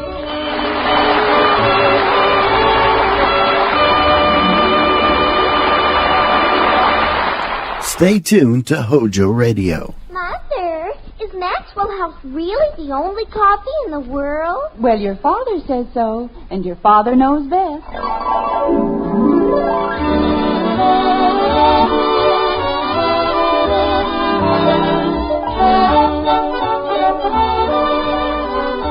Yes, it's Father Knows Best, transcribed in Hollywood, starring Robert Young as father. A half-hour visit with your neighbors, the Andersons. Brought to you by America's favorite coffee, Maxwell House. The coffee that's always good to the last drop.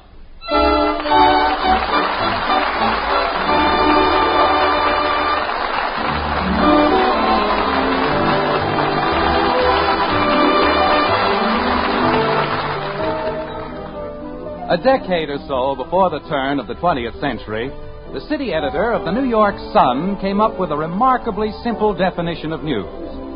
When a dog bites a man, he said, that is not news because it happens so often. But if a man bites a dog, that is news. Well, in Springfield, in the white frame house on Maple Street, news may very well be in the making. Nothing unusual has happened thus far, but it's quite possible that before the week is out, a man named Anderson will bite a dog. Like this. Holy cow, Dad, I couldn't help it. Bud, when you signed the good driving pledge... But I wasn't even driving, Dad. The car was just sitting there. And the fender dropped off all by itself. Sure. Bud, that's the most ridiculous thing I've ever heard. But it's true, Dad. I wouldn't be surprised if the whole car fell apart. Is that so? There's nothing wrong with the car, and you know it. Daddy, What is it, Kathy? did you know that in the polar regions, dogs are the chief means of transportation? What's that got to do with Bud knocking a fender off the car? I didn't knock it off, Dad. It fell off. Bud, unless you're willing to tell me the truth... Jim, Bud is not in the habit of telling lies, and if he says the fender fell off, then it fell off. And we put it back on again with wire, Dad. You'd never even know the difference. Oh, fine. Bud, if I ever find out... Oh, never mind. May I have my coffee, Margaret? Of course, dear. Here you are. Thank you. Nothing. What? It doesn't have anything to do with Bud knocking a fender off the car. I did not. Wait a minute, Bud. Kathy, what doesn't have anything to do with Bud knocking a fender off the car? Dogs are the chief means of transportation in the polar regions. Fine. I'll order a dog sled in the morning. Is that what you want? Oh, no. I just wanted to tell you. Well, thank you very much. You're welcome. Silliest thing I've ever heard in my life. That car's practically as good as it was the day we bought it. Might need a little paint here and there. Daddy, What is it, Kathy? did you know that the dog has been chosen as the companion of man because of his fidelity and intelligence? Well, I'd heard rumors, but it's nice to have it on such complete authority. You're welcome. Dad, Yes, Bud. does that mean that I can't have the car on Thursday anymore? No, I suppose it'll be all right. But in the future, I wish you'd be a little more careful, that's all. I wouldn't be surprised if the roof caved in. Betty, what's gotten into you? Until tonight, the only complaint you ever had about the car was that you didn't get it often enough. Jim, Yes, Margaret? the Liggetts have a new car. A convertible. Oh. Well, pardon me. Dogs are bred for sports, as watchdogs, for guarding and driving sheep, and for plain ordinary dogs. Kathy, deep in your obscure little mind, How see you it is? you stay right where you are. I want to get to the bottom of this dissertation on dogs. Bud? Yes, Dad? See who's at the door. Holy cow. Probably say nobody else around here knew how to open a door. All right, Kathy. Will you explain something to me as simply as possible? Why this sudden interest in the history of our canine companions? Huh? Dogs. Oh, well, dogs are pets, and everybody says they're man's best friend, and they'd probably be girls' best friends, too. And I don't see why. Kathy, are you going to start that dog business again? But everybody I know has a dog, and I don't see why. You know as well as I that Betty's allergic to dogs. They make her sneeze. Dad, it's Mr. Davis. Oh, come on in, Ed. Hello, Jim, Margaret. Hello, Ed. Hello, girls. Hello, Mr. Davis. We're just finishing our dinner, Ed. How about a cup of coffee? Oh, no, thanks, Jim. I just want to talk to you about your dog. Our what? Well, I wouldn't mind if it were just an ordinary rose bush, Jim, but this was a Bengal. A genuine Hibiscus rosa sinensis. Ed. I only had two, and you ought to see the one he dug up. It's a complete wreck. Ed. Yes, Jim. What dog? Why, your dog. We don't have a dog. You know that. Daddy. Jim, I dislike this whole thing as much as you do, but that bush cost me $13. Ed, we don't have a dog. Daddy. And I wouldn't even know where to get another one. They only had two in town. I bought both of them. Ed. Yes, Jim. We don't have a dog. Daddy. Kathy, I'm talking to Mr. Davis. I know, Daddy, but I want to tell you something. All right, what is it? We have a dog. Fine. Look, Ed, I know how you must feel, but... We what? Kathy, you're joking. What do you mean, we have a dog? Oh, it was such a poor little dog, Daddy. And it kept following me and following Kathy, you mean we have a dog here? Uh-huh. Betty, stop that. I can't stop it, Father. You certainly can. Kathy, you've been told 1,000 times not to bring a dog into the house.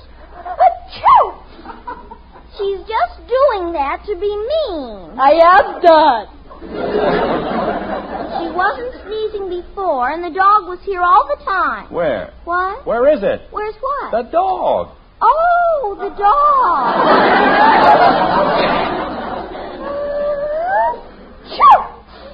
Kathy, where did you put the dog? In the playroom. Well, we'll just see about that. Of course, it isn't the most valuable rose bush in the world, Jim, but if you knew the trouble I'd gone through... Jim, where are you going? Down to the playroom. Oh, Daddy, please don't be mean to the little dog. He wouldn't hurt a fly.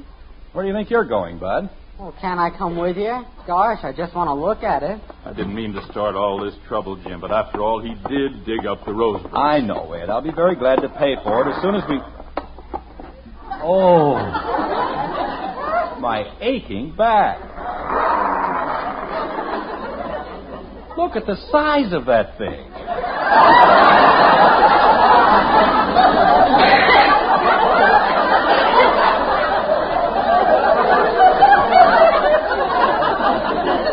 Holy cow. I'll just wait for you upstairs, Jim. Kathy, that isn't a dog. It's a werewolf. No, it isn't, Daddy. It's a dog, and you're frightening him. I'm frightening him. Poor little fella. We're not going to hurt you. Kathy, get away from him. But, Daddy... You heard me, Kathy. You don't get away from that dog. Well, stay over there if that's what he wants. But don't get too close. Jim, Ed Davis said there was a lion in the basement. Did you... Oh, Kathy. Isn't he cute, Mommy? Kathy, come over here. You better do as your mother says, Kathy. Maybe she better do what the dog says.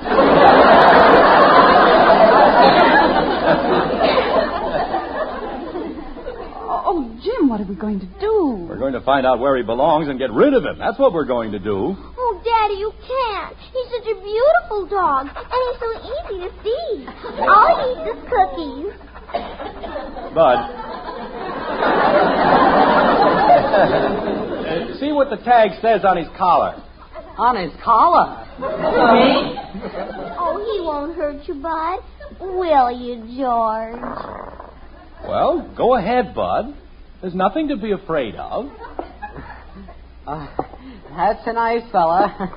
Nice, George. His name isn't exactly George, Bud. I just call him that. Oh, you're a great help. Nice boy. That's a nice boy. Atta boy. What does it say, Bud? Gargantua the Third. Oh, that's how you say it. Property of Michael Reed, Orchard Avenue. Orchard Avenue? Well, that's a mile away. How did he get clear over here? I think he walked. Well, he can walk right back. Bud, call Mr. Reed and tell him we have his dog. Oh, Daddy, no! Oh, Daddy, yes. Kathleen, it isn't our dog, and we've got to send him back home. But, Mommy, I love him so.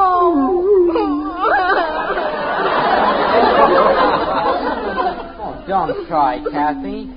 Gosh, you've still got us. Everybody's got somebody. And all I have is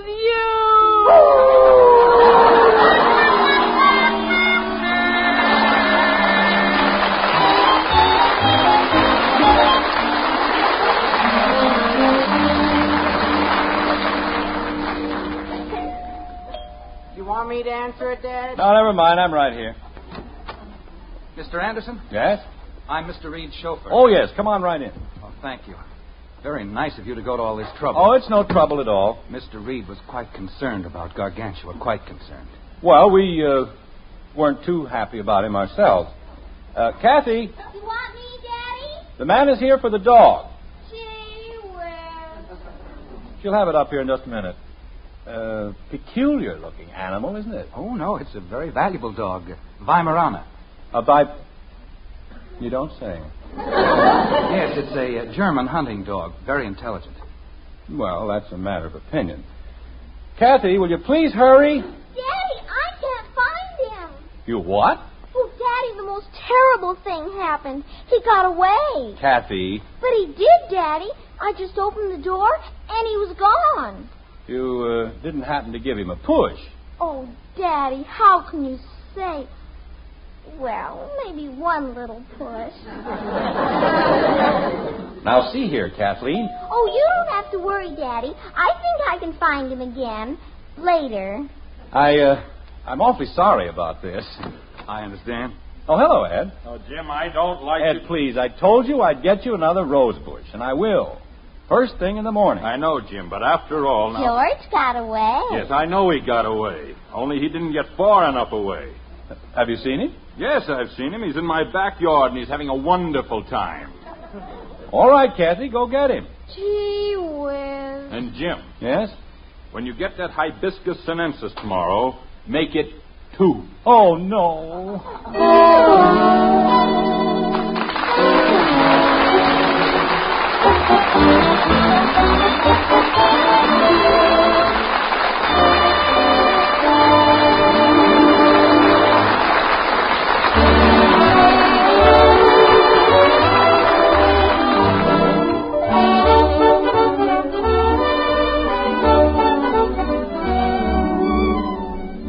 All across the country, there's good news about coffee these days.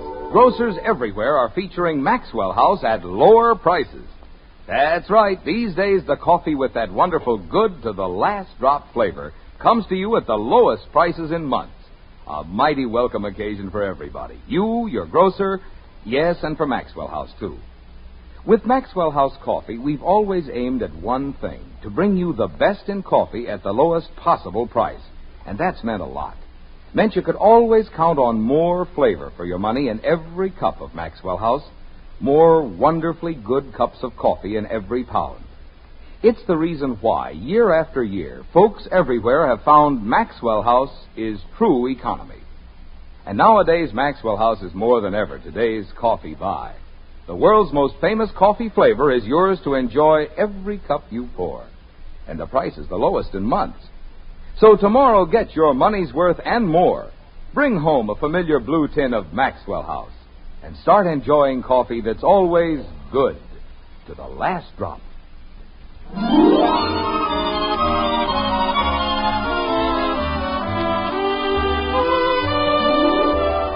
The dog is a creature whose principal feature is love, and there's nothing can daunt him.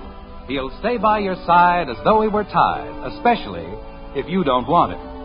A few days have gone by, and in Springfield we find a most unhappy individual. Between roses, which cannot be found, and a dog which refuses to get lost, Jim Anderson's lot is a miserable one indeed. Like this. Go on, get him. Oh, isn't he cute, Daddy? He wants to play. Well, tell him to play with something else. But he likes you, Daddy. All right, I like him, but you don't see me biting his shoes. Oh, he just wants to be friendly. No good fender. Why don't they make the bolts big enough? They don't want you to fix your car, that's what. Expect you to buy a new one every 5 minutes. Daddy. What is it, Kathy? George is hungry. George is hungry. George is sleepy. George. Kathy. Yes, Daddy? How many times have you found that dog? 6. And how many times have we sent him home? 6. Most ridiculous thing I've ever heard. Any dog that's stupid enough to get trapped in back of a fence 6 times in a row. Hi, Jim. Oh, Ed, come on over here. I've got good news for you. Okay. Hey, see, George is back again. Yeah, idiotic animal. Comes clear over here from Orchard Avenue and then gets stuck in back of the Willoughby's fence. Smart dog. He is smart, Daddy. He knows that's where I meet him. Well, why don't you leave him there? Let somebody else find him for a change. But, Daddy, the Willoughbys moved away. There wouldn't be anybody to feed him. He can always eat rose bushes. Oh, that's what I wanted to tell you, Ed. There they are. You mean those? Yep, 2 Bengals, and I had to go clear to Plainfield to get them. Jim, I don't like to be difficult, but those aren't Bengals. They most certainly are. Look at the tags. Well, marked Bengals, all right, but... Oh, well, you see, Jim, there are 2 kinds of Bengals, Hibiscus rosa sinensis and Rosa japonicus.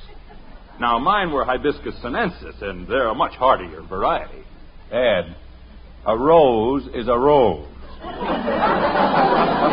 And you said Bengals. I don't like to argue, Jim, but I said Hibiscus sinensis. You see, the japonicus is very susceptible to mildew and thrips.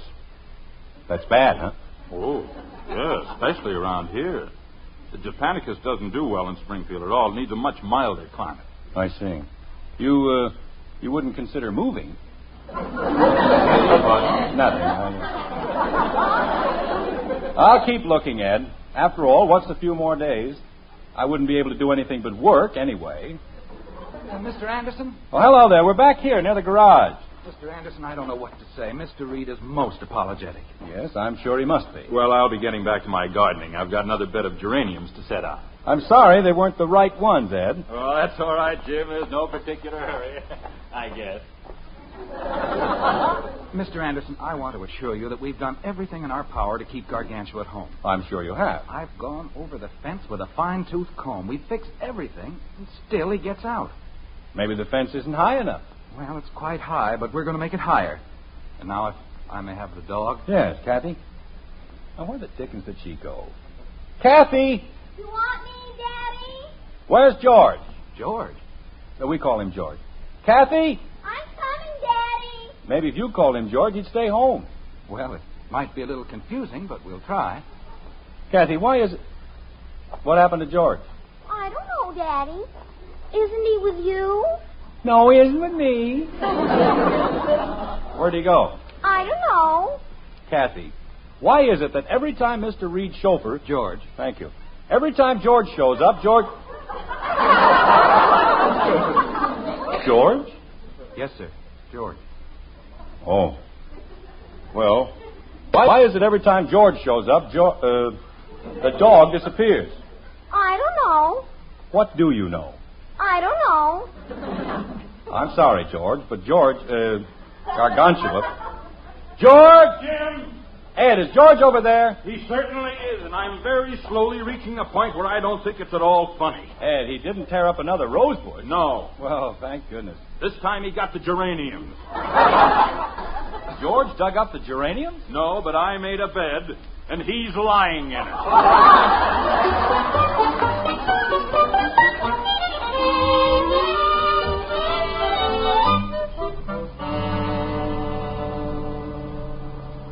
$35 for 2 miserable little rose bushes. It's criminal, that's what it is. Jim, let's just be thankful that we were able to find them. Hibiscus sinensis. Margaret, if I ever see that dog again, so help me... Jim. What's the matter? He's back. Oh, no, he can't be. Well, stop the car, Jim. We've got to get him. Why? Why can't we just pretend that we've never met George? That we've never even heard of him? Dear, we owe it to Mr. Reed. Mr. Reed. He's the one who ought to pay for the roses. George is his dog. Jim, that's not being very charitable. Well, I don't feel very charitable. Where is he? Back of the Willoughby's fence. Again? Margaret, that's the stupidest animal I've ever seen in my life. This is the 8th time he's been stuck in the Willoughby's yard. Any dog with half a brain knows you can jump both ways over a fence. Come here, you silly mongrel. Oh. Jim, isn't that sweet? He knows us. Well, why shouldn't he know us? He's been boarding with us for almost a week. Come on, George. That's a good boy. Take his collar, Jim. I'd like to wring his neck. Come on, George. Jim, I don't think you're being very nice to him. Well, I don't think he's being very nice to us. George, will you please make up your mind? You want to come home with us, or are you going to stay here? Daddy! Oh, Daddy, you found him again! Oh, George, I'm so happy to see you. Oh, my wonderful George. Kathy, drag that animal over to our house. Oh, you don't have to drag him, Daddy. Well, get him over there. And this time, hang on to him.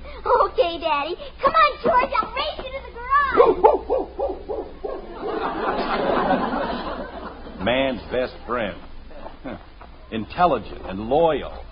A half-witted caterpillar has more intelligence than that George. Jim, how about the car? I'll come back for it later. Right now, I'm going to call that Reed guy and give him a piece of my mind. That's what I'm going to do. If he can't learn to take better care of a dog, he doesn't have any business owning one. Jim, I'm sure Mr. Reed is doing everything he can. Well, it isn't enough. Owning a dog is a responsibility to the dog and the neighborhood and everybody else. Let a dog run wild that way, first thing you know, he'll be hit by a car. He's liable to be killed. I thought you didn't like George. I don't.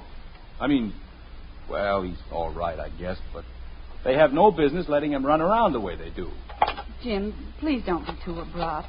Mr. Reed is just as concerned about George as we are. Well, why shouldn't he be? It's his dog. Hello? Oh, this is Jim Anderson.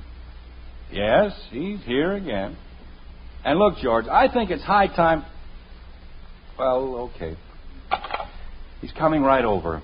Jim, when he gets here, please remember that George isn't responsible for George. After all, he's merely the chauffeur. Which one? George. Oh. He told me this morning that Mr. Reed was going to have the entire fence made higher, and if Mr. Reed thinks that much of George... Just a minute, Margaret. Bud! You want me, Dad? Go outside and hang on to George. Okay. Betty! Yes, Father? Are you in your room? Yes, Father. Well, look out the window and keep an eye on George. Okay. He won't get away this time if I can help it. Now, what were you saying, Margaret? Well, I merely said that if Mr. Reed thought that much of George... Gee, God, now what? I'm awfully sorry, Mr. Anderson. Well, you should be. Anybody who can't take better care of a nice dog like George... We do take care of him, Mr. Anderson. We still can't understand how he gets away. That's a very poor excuse. How would you feel if I... Wait a minute. How did you get over here so fast? Well, I left the moment I hung up. I know, but from clear over on Orchard Avenue... Oh, we haven't lived on Orchard Avenue for almost a week. We moved into the Willoughby house on the corner. Oh, no.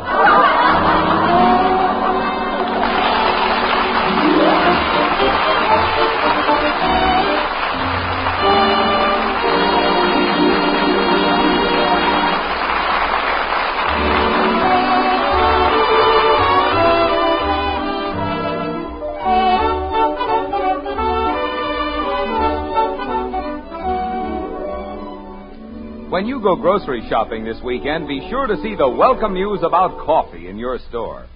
These days, grocers everywhere are featuring Maxwell House coffee at lower prices.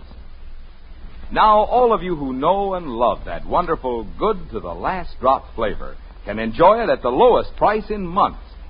And for you folks who haven't been getting that famous flavor, now's the time to bring home a familiar blue Maxwell House tin. Find out how much more satisfaction, more real pleasure it holds for you. Cup after cup, day after day, you can always count on that Maxwell House flavor. For we'll never compromise on the quality of a single pound. Tomorrow, look for Maxwell House at the lowest prices in months. Now, more than ever, today's coffee buy. Get your money's worth and more with coffee that's always good to the last drop.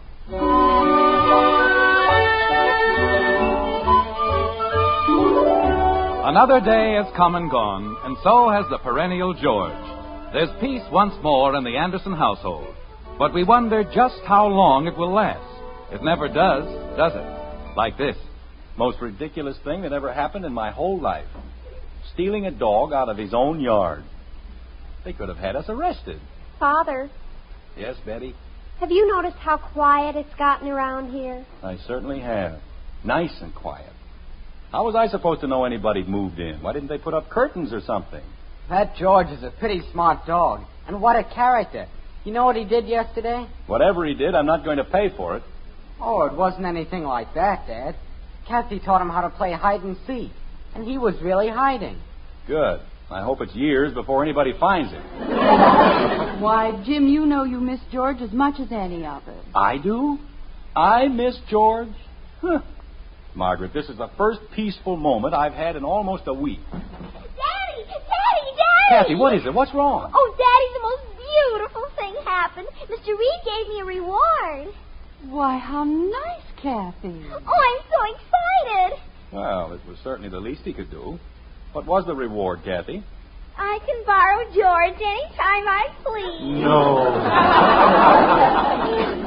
Isn't it wonderful? Here, George. Oh, my beautiful George. Hiya, boy. Achoo! Hello, George.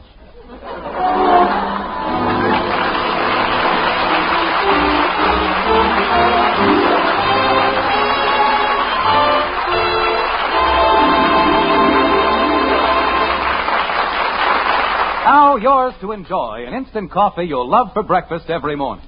An instant coffee you'll be proud to serve to your dinner guests. It's Instant Maxwell House, the instant coffee with a famous flavor. Here's the happiest combination in coffee. Wonderful, good to the last drop flavor, combined with the convenience and thrift of coffee made instantly in the cup. Tomorrow, try Instant Maxwell House, the instant coffee with a famous flavor. Instantly good to the last drop.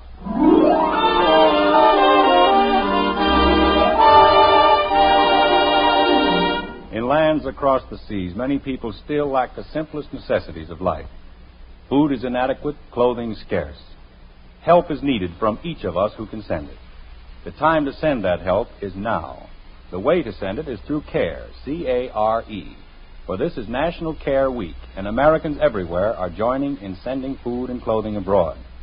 To send a 24-pound package, mail $10 to CARE, New York. That's $10 to CARE, New York.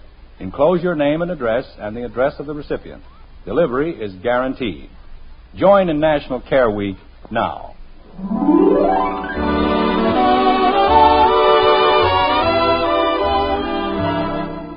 Join us again next week when we'll be back with Father Knows Best, starring Robert Young as Jim Anderson, with Roy Bargy and the Maxwell House Orchestra, and yours truly, Bill Foreman. Don't forget, membership cards for the Robert Young Good Drivers Club are waiting for you at your local NBC station. Get a man-to-man or dad-to-daughter pledge and sign up today. Be a good driver. Get your membership card in the Robert Young Good Drivers Club today. Now, until next Thursday, good night and good luck from the makers of Maxwell House, America's favorite brand of coffee. Always good to the last drop. Father Knows Best was transcribed in Hollywood and written by Ed James. Now stay tuned in for Screen Guild Theater, which follows immediately over most of these stations.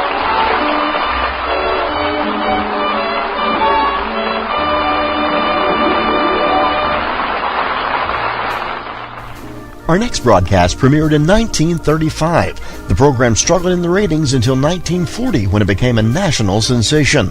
Within 3 years, it was the top-rated program in America. Few radio shows were more beloved, and few play as well half a century later. It was the brainchild of real-life married couple Jim and Marion Jordan and was broadcast to the nation from WMAQ Chicago. The show entertained America until March of 1956 and continued on NBC's Monitor until 1959.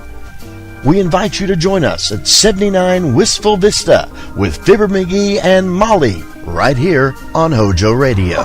The Johnson Wax Program with Fibber McGee and Molly.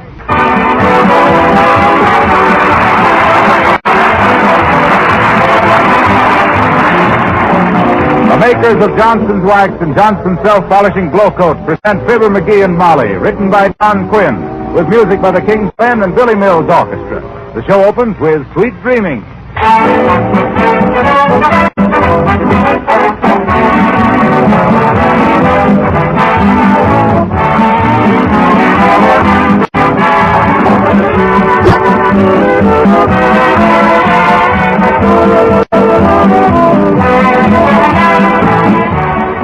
Do you ever wear a string around your finger to remind yourself of something to do? Well, I've had a string around one of mine all day, so I wouldn't forget that this is my last chance to make a suggestion to brand new June brides in this month of June. When you set up that exciting new home, whether it's a small apartment or a big house, you're going to have linoleum on your kitchen or kitchenette floor. You'll pick out a lovely pattern, and the freshness of the colors will make the kitchen such a cheerful place to work in. Now, wouldn't you like to keep the linoleum looking fresh and new? You can easily by protecting it right now with Johnson Self-Polishing Glow Coat and periodically giving it another Glow Coat application. There's practically no work to it, no rubbing or buffing. You simply apply and let dry.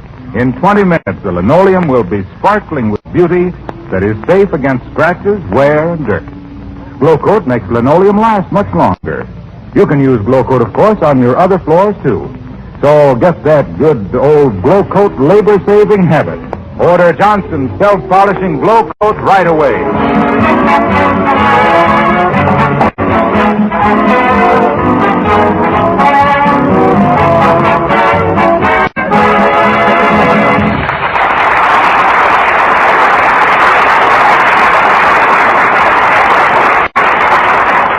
When you're frantically packing to go away, there are 1,001 details to take care of.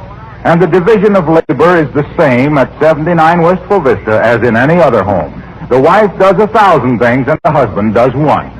You know who we mean. Fibber McGee and Molly.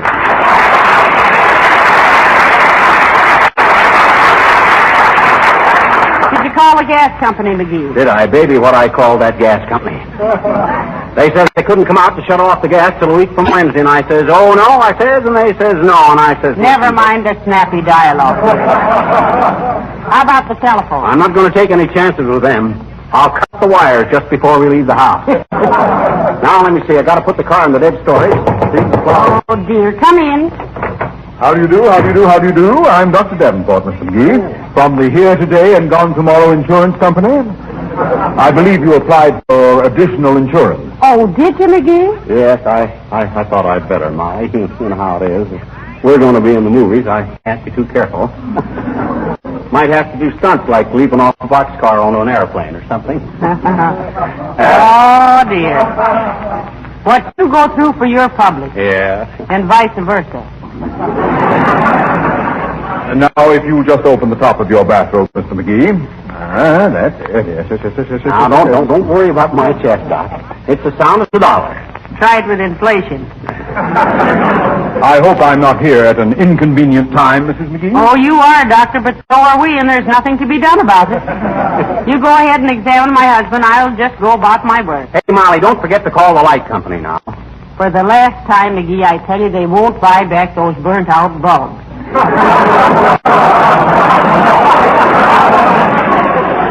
They got it. I've been saving them for 2 years. Please, Mr. McGee, hold still. Yes. Thank you. How's my heart, Doc? Well, I can tell better if you'll stop talking a moment. Okay, I'll shut up. Splendid. Now the lungs, please. Oh, my lungs are fine, Doc. I take setting up exercises every morning. You do? Oh, sure he does. He sets up, takes a look at the clock, groans, and collapses again. Now, if you'll excuse me, I'll run upstairs and tax... Oh, my. That's the telephone ringing, Doc. Excuse me, ma'am. Hello, Fibber McGee speaking. Who? Wistful Vista Gazette? Oh, yeah. Well, look, forward our subscription to us in care of the RKO Studios, Hollywood, California. Yeah, be glad to get the Gazette out there. Yeah. I'll never get so big as an actor that I'll forget the old hometown. I'll say you won't. Okay, thanks very much. What'd you say, Molly? Never mind. Now, as soon as the doctor gets through with you, McGee, you run around the house and see that all the windows are locked. Okay, the lock's busted off the kitchen window, but I'll put a mousetrap on the windowsill. That'll be fine. When we come back, we'll find 3 strange fingers and no silverware. Please sit down, Mr. McGee, and cross one leg over the other. Oh, okay, Doc. Which leg do you want crossed over the other? I can do it either way. Pretty agile for a guy my age. Either one. I'm just testing your reflexes. Ow! Oh, fine. Yes. Now the other one, please. Oh! Hey, you gotta hit me so hard, Doc. I'm sorry, but I must emphasize perfection to counteract the state of nervous tension attendant on the current state of excitement. Otherwise, the diagnosis might be minimized to a deleterious degree. Oh, yeah. Oh, I understand that all right. You do? Oh, sure. Well, I wish you'd explain it to me. I must it all through medical school. Oh, McGee. Yeah? Have you got the railroad ticket? Sure, I got them right here. You see, Doc? Well, don't show them to me. I'm not going anywhere. Oh. Don't lose them, McGee. Don't worry, I pride myself on never losing railroad tickets. Well, as long as we've always gone places by bus, that's nothing to brag about. Is he in pretty good condition, Doctor? Apparently, Mrs. McGee, apparently. You a heavy smoker, Mr. McGee? He doesn't use tobacco in any form, Doctor. Why, Molly, how can you... I smoke 10 cigars a day, and you know it. You call those tobacco? If that isn't alfalfa, I'll eat it. Oh, dear, put your bathrobe back on, McGee. It's Mrs. Uppington. Oh, what does that old moose want? She's about as opportune as a hailstorm on a hayride. Now, listen here. Be nice to her, dear. We won't be seeing her all summer. You know that. Oh, that's right. Come in, Abigail. Oh, how do you do, Miss McGee? I'm Miss McGee. Oh, I'm so sorry. Am I intruding? Oh, not at all, Uppy. You met Doc Davenport. Doc, this is Mrs. Uppington, who is high C in our social scale. Oh, please, Miss McGee. How do you do, Doctor? Mrs. Uppington, I hope you don't mind if I proceed with Mr. McGee's examination. Oh, of course not, Doctor. Don't mind me. Your teeth seem to be in good shape. Thank you. Everyone says that. Oh, he means McGee, Abigail. Oh, of course. Silly of me. Oh, tell me, my dear, is it true that you're going to Hollywood to act in a motion picture with Edgar Virgin? Yes, it is, Abigail.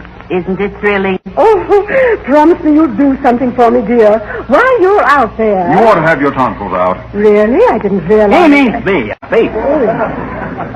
How's my weight, Doc? Well, you're a bit pudgy about the pistol pockets, McGee.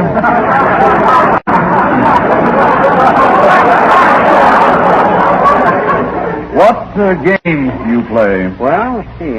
What can we do for you in Hollywood, Abigail? Well, my dear, I've always been a bit of a... Rummy. A bit of a rummy, and I... No, please. I wasn't talking to you, Uppy. Doc asked me what games I play. Maybe we better go in the other room, Abigail, while the doctor finishes with McGee. Oh, don't mind us. It's good for the patient to be thinking of something else during the examination. Oh. Now, I'd like to take your blood pressure, Mr. McGee. Roll up your sleeve, please. Okay. You'll pardon my nude biceps, Uppy. Oh, certainly. Let's have no false modesty, Miss McGee. But as I was saying, when you get to Hollywood, my dear, Yes? will you please look up Hedda Hopper and ask where she gets those perfectly dirty hats? I think I could wear the same type because everyone says my face is... Well, below normal. I beg your pardon. You meant Miss McGee's blood pressure, of course. Did you, Doc? Yes, certainly. Now, your waistline, Mr. McGee. Where's my tape measure? Oh, here it is. Now, stand still, please. Well, I'm not sure we'll meet Hedda Hopper, Abigail, but I'll certainly ask her about the hats because she and you must be about the same age. 39. Honest, I'd have swore it was only 37. Oh, now, boys, you flatter. He meant my waistline. You eat too much, dearie. Why, Mr. McGee, I don't. She means her husband. Who's that? Who, your husband? Why, he's this man right here. I meant the man at the door. Well, what makes you think the man at the door eats too much? Dad, Maddox, go to the door, somebody. We gotta get going. Molly, take Uppy away. Hurry up, Doc. Can't you see we gotta get going? Yes.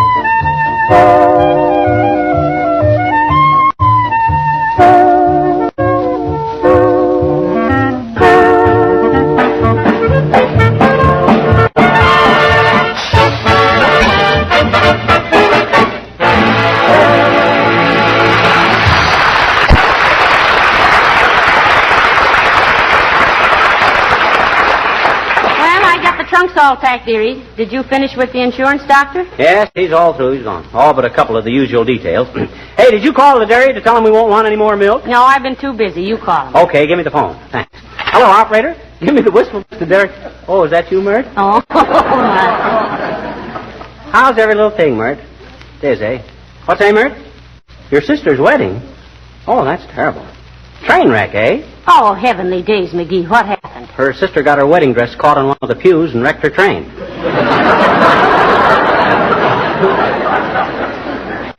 What's that, Mert? Yeah, we're going to Hollywood. Going to be stars in the cinema. Yeah. Huh? What do you mean you'll take vanilla? I said cinema, not cinnamon. Oh, okay, Mert. I'll call the dairy later. Goodbye. Now, let's see, Molly. I think we better... Oh, dear, oh, dear, oh, dear. Now what? Come in. Hello, kids. Say, I hear you're going to Hollywood to make a movie. Is that right? Probably not, but we're going to do it anyway. Why, old-timer? Look, if you meet Lana Turner, tell her I'm knitting her a sweater, will you, kid?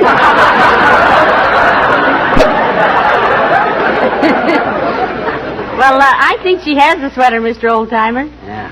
She's got 100 sweaters. And that ain't Hayes.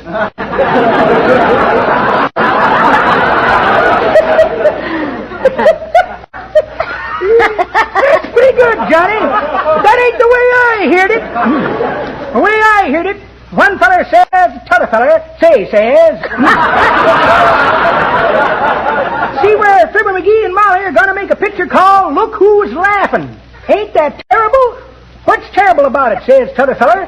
Well, says the first feller, can't you just hear the critics saying, we'll bite who is? Nothing personal, kids. I sure hope you make good, and I know you will, because other people have who can't act half as good as you can, which ain't saying much. Though personally, I think you got what it takes. It don't take too much. If it does, you can always go back on the radio, and that's what some people are saying already. Oh, now they've gone back on the radio. For shame, kids.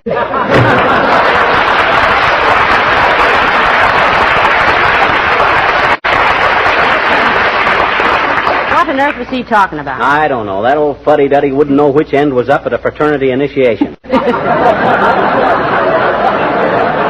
Well, now, let's see. You better get out of that bathrobe and into some clothes, dear. Oh, I don't want to get dressed till the last minute. Too much to do. Say, did you tell Uncle Dennis we were going away? Sure, I told him. But you know, he hates Hollywood. Why? Well, on account of Sonia Henney, mostly. Why, Sonia's a cute kid. What's he got against her? Well, he thinks it's a crime to make all that ice and then skate on it. Well... Hey, folks, when are you leaving for the coast? Oh, hi, Harlow. We're leaving in about an hour. Why? Well, when are you coming back to Wistful Vista? The last Tuesday in September, Mr. Wilcox. We're going to Hollywood to make a moving picture. Yeah. A talking picture, too. Yeah, I know. That's what I wanted to talk to you about. I've got a marvelous idea for a movie story. And if you sell it, I'll give you 50% of whatever you get. 50% of a dirty look is hardly worth the effort. Yeah, besides, what do you know about film stories? What do you mean, what do I know about them? Oh. Why, I've helped write the greatest film story ever produced. Oh, I shouldn't have said it. I hadn't heard about that. Molly, you've been hearing it for 6.5 years. All about how Johnson's Wax puts a film of protection against dust and dirt and dampness on your floors and furniture and woodwork. Ladies and gentlemen, after this little lecture is over, we will pass a hat among yous after we pull it down over Wilcox's ears. Don't mind him, Mr. Wilcox. What's the rest of the scenario? Well, it's a very simple story, but it's got everything. Glamour, love interest, conflict, and comedy value. Oh. The glamour of a beautiful, well-kept home. The love of a housewife for something that saves her so much time and effort. And conflict between Johnson's Wax and the wicked effects of dust and dirt. Where's the comedy come in, Mr. Cecil B. de Wilcox? Well, come to think of it, it's too serious a subject for comedy. Oh. And anyway, with Johnson's Wax on the furniture, you can't expect to see Marx Brothers.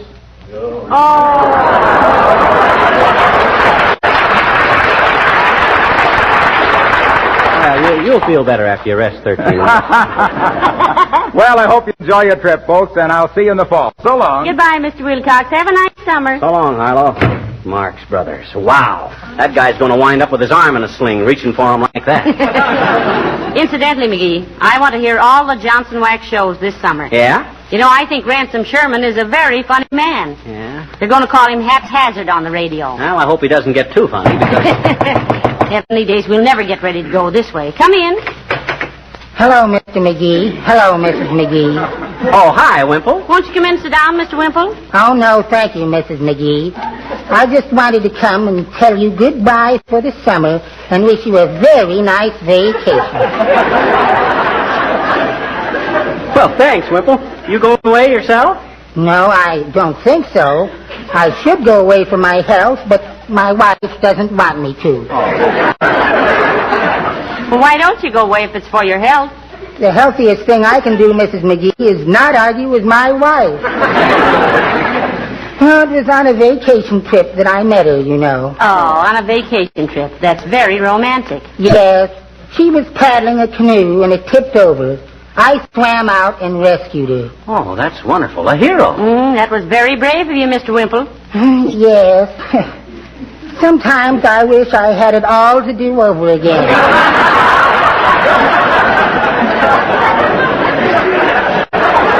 Well, goodbye for now. Oh, don't be in a hurry, Wimple. Stick around and breathe the air of freedom for a while. Oh, I simply can't, Mr. McGee. I'm working tonight. Carrying water for the elephants, you know. Oh, is there a circus in town? What? Is there a circus playing here? Oh, no. The elephants. That's the name of my wife's softball team.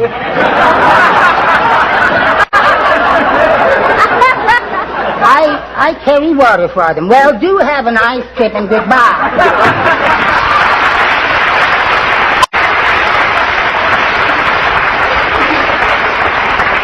Mr. Wimple, he has a fairly cheerful outlook for such a henpecked little fella. Well, that's easily explained. He's been under his wife's thumb so long he's looking at the world through rose-colored nail polish. Hey, we better get busy, Molly. Our train leaves in 25 minutes. Well, I'm all ready, McGee. I just want to shut off the refrigerator. Say, what is this anyway? We may not enjoy packing up, but the front door's getting an awful bang out of it. Why, kid, come in. Hi, mister. Oh, hello there, little girl. I haven't got time to talk to you now. Why? Well, we're packing up. That's why we're going away for a vacation. Gee, what you want to go away for? I had mine right here. Oh, have you had your vacation? Sure. Right here on my arm, see? It hurt like 62. That's the vaccination. I was talking about vacation. Oh. Well, where are you going on your vaccination? Where are you? Hollywood, sis. We're going to be in a movie. Tiana? Uh-huh. Hey, will you send me a photograph of my favorite actor when you get out there, mister? Will you? Why, certainly, sis. We'll be palling around with all them big stars. You'll be seeing pictures of me posing in front of my swimming pool, riding around in a big limousine, sailing around on a yacht with the big shots. Oh. So name your star, sis. I'll get his photo for you. Anybody, mister? Anybody. Name the biggest star you can think of, and I'll bet within 3 weeks, me and him will be wearing each other's clothes. Eating all our meals together, going to nightclubs together. Going for long walks, posing for publicity shots together. Why, me and him will probably be known as the Damon and Pythias of Hollywood. Oh, gee, that'll be wonderful, mister. Yeah. Send me a picture of him wearing your clothes, will you?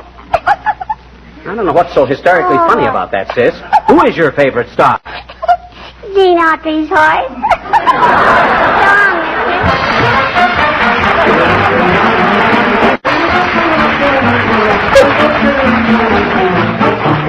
The King's Men are very happy to repeat their popular version of The Reluctant Dragon.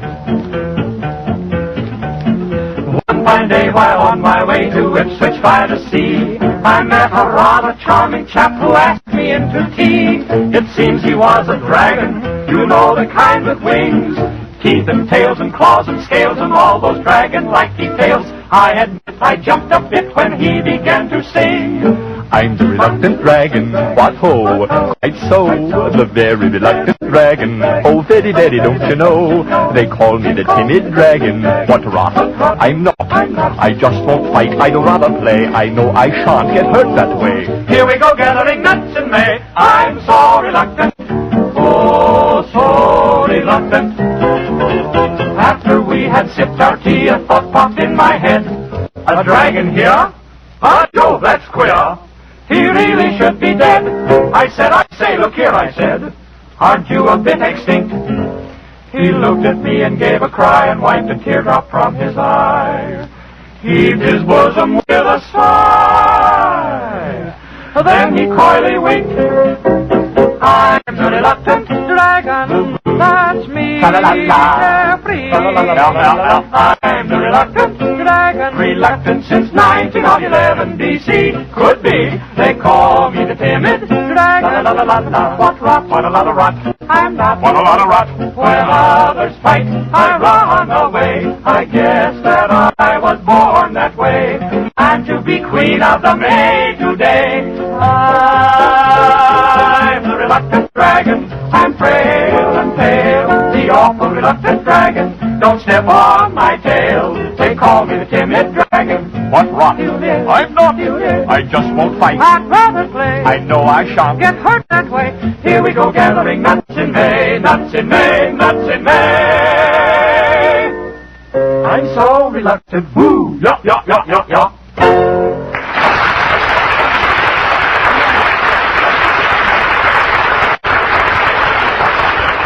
And furthermore, Gildersleeve, that's the silliest idea I ever heard of. Well, by George, McGee, if you weren't What so is thick... Mr. Gildersleeve's idea, McGee? He says what we ought to do is have somebody live in this house while we're gone. Ain't that dumb? Well, I don't know if I thought we could sublet it to the right people. Well, I didn't exactly mean sublet, Mrs. McGee. I had more in mind the care of your house. Oh. Imagine coming back in the fall to a nice, clean house. Windows washed. Furniture all Johnson's waxed and polished. Shelves cleaned. Wouldn't that be worth more than any petty little sum you might get for rent? Well, it almost is to me, Mr. Gildersleeve. I wonder who we could get, though. Well, it just happens that my wife's brother and his family are going to be here all summer, and I thought... Oh, no, Trying to chisel some free lodging for your relatives, eh, Gildersleeve? Well, you can just keep the visiting fireman on your own hook and ladder. Now, McGee, I don't think Mr. Gildersleeve meant That's all right, Mrs. McGee. I'm not angry. I won't see my little chum until last week in September, and I refuse to quarrel with him. My goodness, I'll miss you, little pal. Yeah. Shucks, the Spanish serenader's coming out in him. What are you after anyway, Gildersleeve? The use of our lawnmower for the summer? What did you say? I said, what are you after? The use of our lawnmower for the summer or something? In the first place, it isn't your lawnmower. It's mine. And in the second What place... do you mean it's your lawnmower? Just because I let you borrow it once or twice? That's all right. I was glad to get it back, if only for a day or so. He's right, McGee. It is his lawnmower. Oh, yeah? It's my lawnmower, and I can prove it. I know exactly where the bill of sale is. Where? Right here in the hall closet.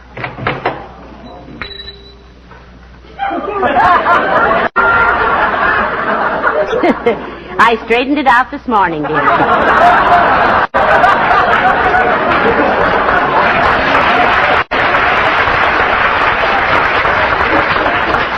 Well, where's that bill of sale?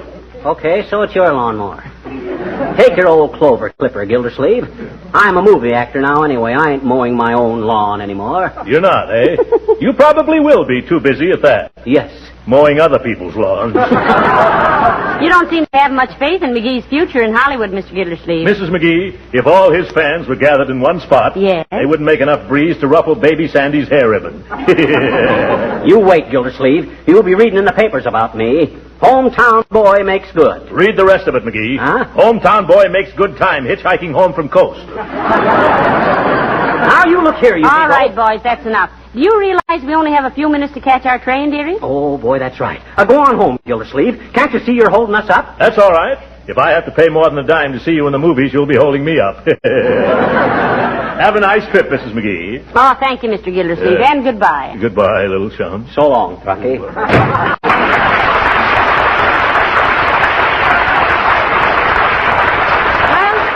We've got to hurry like everything. You sure you got the railroad tickets? Yes.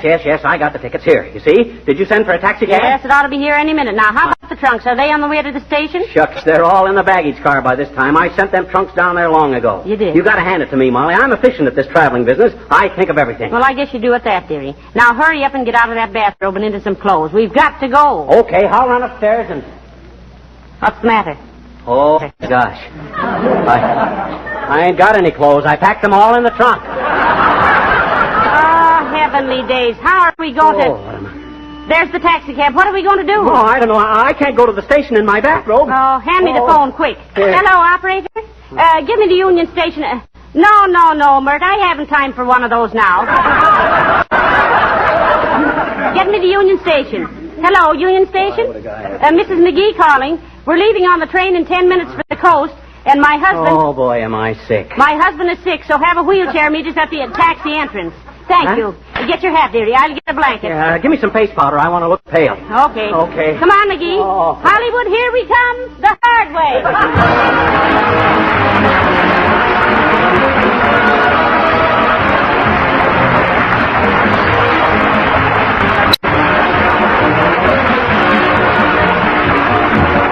Fibber and Molly will be back in just a moment. Say, next time you go shopping, stop a moment just before you're ready to pay your bill and ask yourself, have I forgotten anything? Isn't there something that comes in a red and yellow package that I was going to buy? Oh, yes, Johnson's self-polishing glow coat. You know, it would really be too bad not to have glow coat in the house. Imagine going back to the tiresome, back-breaking job of floor scrubbing. Makes you tired to think of it, doesn't it? Seriously, it would be bad. Bad for you and bad for your linoleum, because continual scrubbing ruins linoleum. Glow Coat, on the other hand, protects linoleum. Protects it against scratches, wear, and dirt. Protects it with a hard, beautiful polish that keeps the colors fresh and bright. Johnson's Glow Coat is called self-polishing because it needs no rubbing or buffing. Just apply and let dry. If you aren't already a Glow Coat user, try it just once, won't you?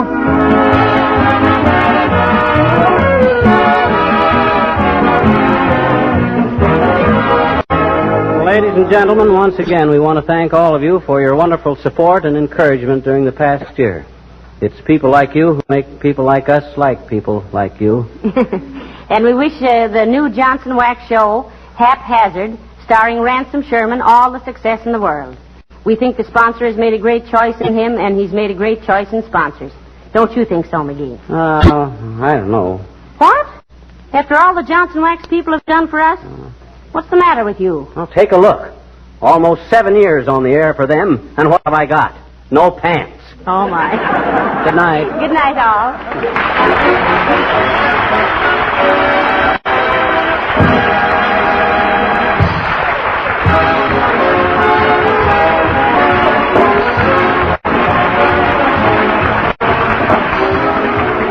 This is Harlow Wilcox, speaking for the makers of Johnson's Wax Finishes for the home and for industry.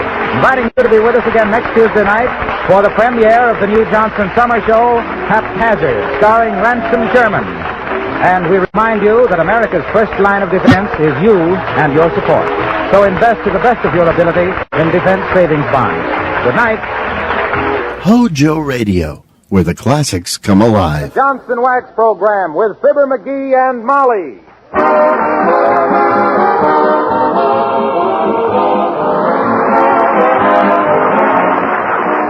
makers of Johnson's Wax and Johnson's Self-Polishing Glow Coat welcome 30 new stations to their network tonight as they present Fibber McGee and Molly with songs by the petite and glamorous Martha Tilton, the top-ranking King's Men, and the music of Billy Mills. The show, written by Don Quinn, opens with I'm Not in the Mood.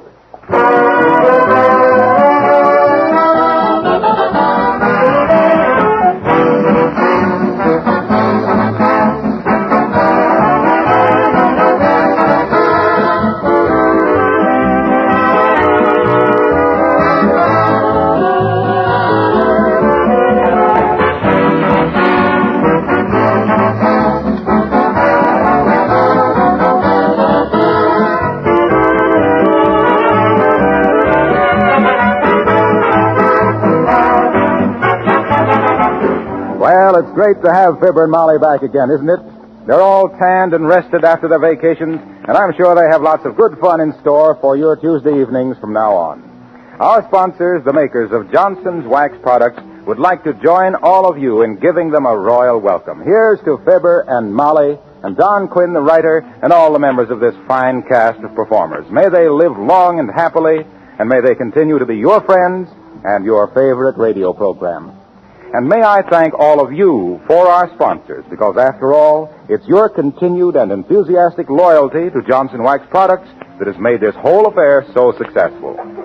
It's a good thing to remember, by the way, that whenever you buy any Johnson's Wax product, you're buying the best, and you're sure of complete satisfaction.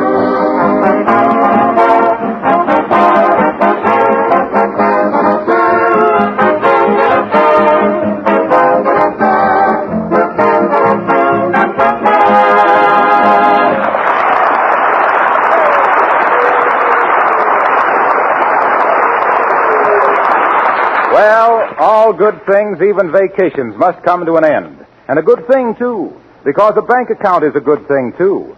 And two people we know were coming to the end of that, too.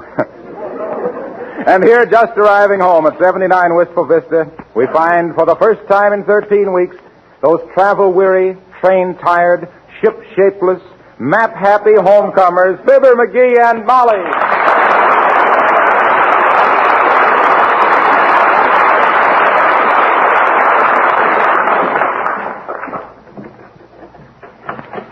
Ah, heavenly days. Isn't it wonderful to be home again, McGee? Ah, home. A 4-letter word meaning no tipping. I can hardly wait to see everybody. Tell them about Alaska and the big bear I shot. I'll knock 'em dead. My, doesn't the house look good? Yeah. Uncle Dennis must have taken wonderful care of it whilst we were gone. Yeah? I'll bet he's got the house full of flies. Why, it's too late in the year for flies. Not for bar flies. I wonder if he's home. Well, I'll see. Yoo-hoo! Uncle Dennis, it's Molly and Fibber. We're home. Yoo-hoo! Uncle Dennis. Maybe he's out. He may be away, but he ain't out. That guy can hold more than McGee. Now, will you please stop talking that way about me, Uncle Dennis? He's every inch a gentleman. He is? Remind me to measure him next time he falls down. Well, I'll have to admit he's got everything in pretty good order around here. Ah, boy. Let me sit down in my old easy chair a minute. There you are. Pa shot a bar. Thank goodness we only have to take one vacation a year. Sure tires you out, don't it? Yes, but it's been a wonderful trip. You've learned all about salmon fishing, bear hunting, and underwater photography. Huh? What do you mean, underwater photography? You mean it was accidental when you fell out of the canoe with a movie camera? Oh, dear, look out the window and see who it is, McGee. Oh, it's Mrs. Uppington. Come in, Uppy. How do you do, Abigail? My, it's nice to see you again. How do you do, my dear? And Mr. McGee. Hi, Uppy. I'm glad to see even you. How's the world been treating you, Seldom? Have you had a nice summer, Abigail? Oh, delightful, Mr. McGee, simply delightful. I've spent the summer singing for the boys in the army camp. Oh, but tell me, where have you been and what have you been doing? Well, sir, Uppy, we drove to Seattle and took a boat to Alaska. Wonderful country, too. It's the... Oh, my, how those soldiers did appreciate my singing. I was on the program with another lady singer, you know, and they simply wouldn't let me leave the platform. They kept shouting, more, more, give us more. Oh, well, that must have made the other singer feel fine. Who was she? Grace Moore, I believe.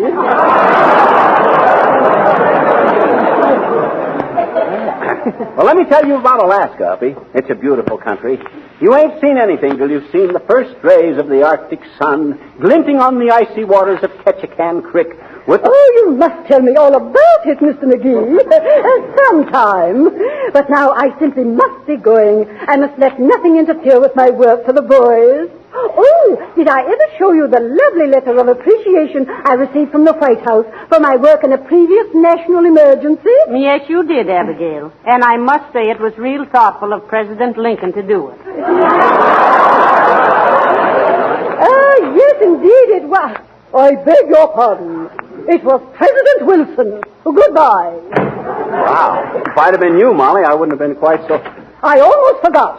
Welcome home.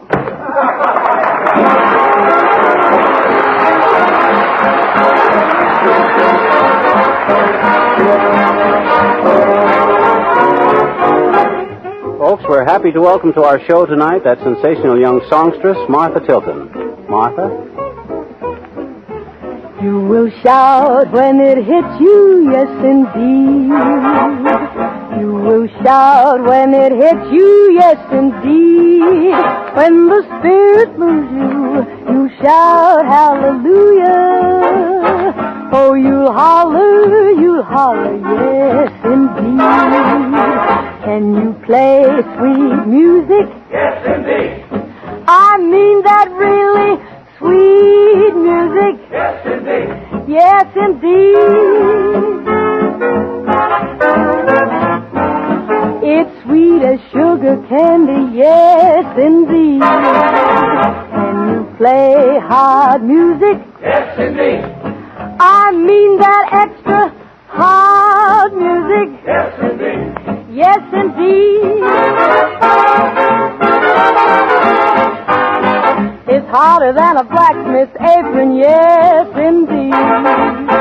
When the band starts playing, that is all you need, and you find yourself swaying, yes indeed. When the boys start swinging and forget to read, you will find yourself singing, yes indeed.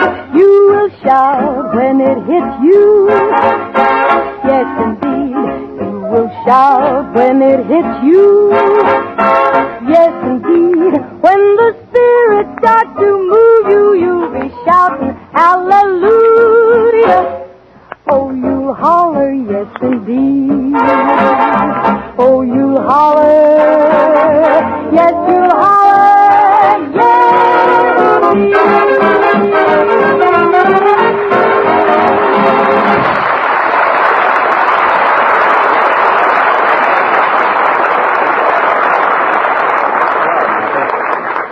Well, you'll have to admit, McGee, Uncle Dennis has kept the house in apple pie order. He would. He knows I don't like apple pie. Is he home? Yes, he's taking a nap. What's that? I told you. Uncle Dennis is taking a nap. Yeah, but what's that noise? It's a woodpecker. He sleeps like a log.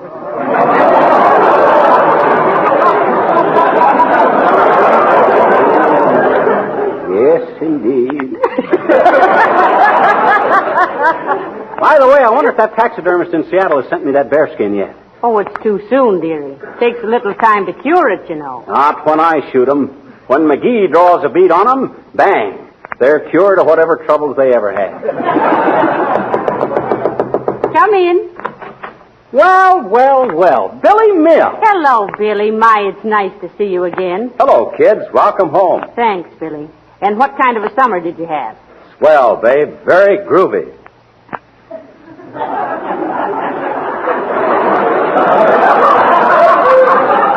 You mean gravy? No, groovy. In the groove. Oh. Have you the same bunch of nice boys in your band this year, Billy? Yeah, all but my scribble player. Had to let him go. Why, Bill? You know what a scribble is? No. Neither did he. Neither did I. So I had to let him go. Well, we went up to Alaska, Billy. Great country, too. Yeah, I've heard of it. Up that way, isn't it? Yeah, you ought to run up there sometime, Billy. Boy, if you could ever get a load of the first rays of the Arctic sun glinting on the icy waters of Ketchikan Creek. Ah, Alaska. Say, maybe my secretary would know what a scribble is. Alaska. I'll ask him myself. See you later, babe. So long, Skip.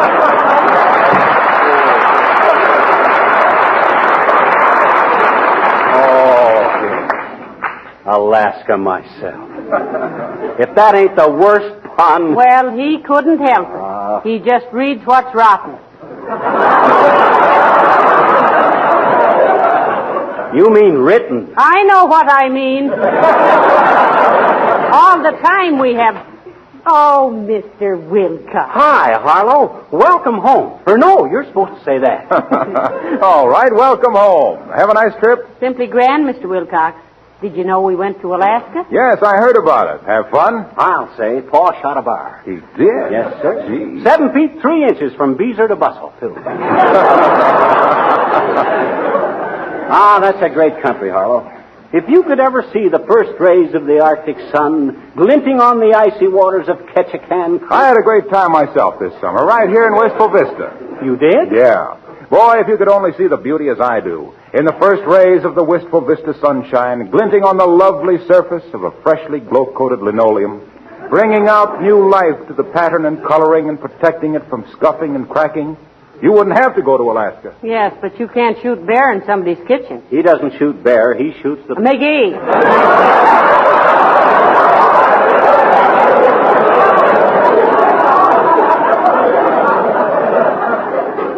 Incidentally, Molly, you'll have to give me partial credit for your house being so well kept while you were away. Why, Uncle Harlow? Asked Little Fibber, with a mischievous twinkle in his merry blue eyes, because he knew darn well what was in store for all his little radio friends.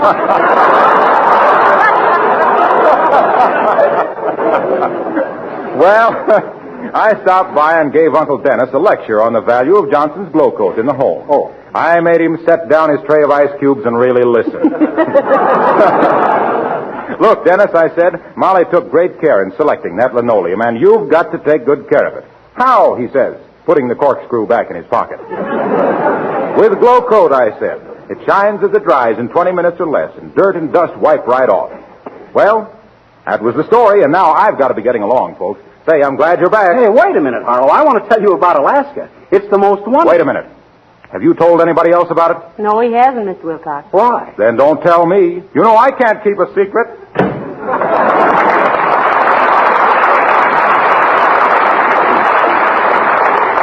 As for myself. Hey, Molly, there's a good place for that bearskin. Right on the floor there in front of the fireplace. Never. Huh? I'm not going to go around doing my housework with that thing showing its big, beautiful white teeth at me like Caesar Romero, and I wish it was. I think I'll put it on the floor in front of my bed. Then on cold winter mornings... Oh, look, McGee, never mind the bearskin now. You've got to help me take down the curtains. They're going to the cleaners. Oh, let's do that tomorrow. I never saw such a man. You either work like fury for a few minutes or you sit down doing nothing. I know. I'm a member of the sweater set.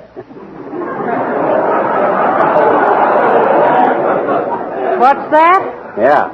I either sweat or set. Don't you get it, Molly? I says I'm a member of the sweater set. It ain't funny, McGee. Well, so what? You might have gone along with me on our first show. Well, everybody seems to know we're home again. Yes, the Johnson Wax Company asked me not to keep it confidential. Come in. Well, hello, Mrs. McGee. Hello, little chum. Gildersleeve.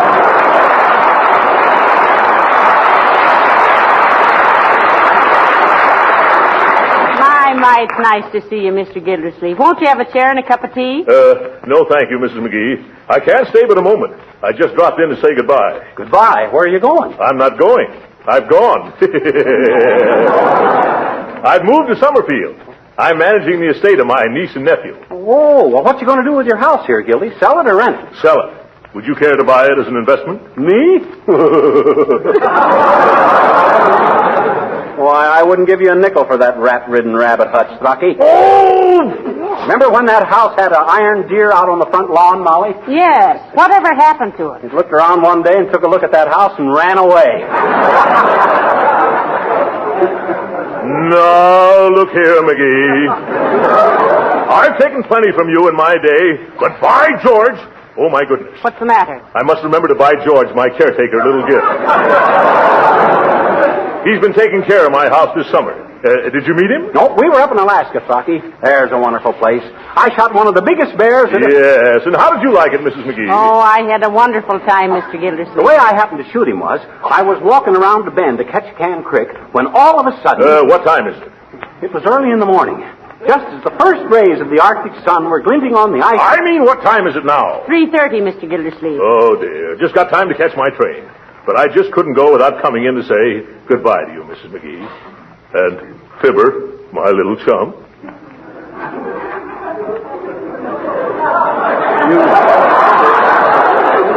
You mean we ain't going to see you anymore, Gildy? Chin up, little pal. That's life, you know. After all, we're just ships that pass in the night. I hope you miss me as much as I'm going to miss you. Well, ships that pass in the night had better miss each other.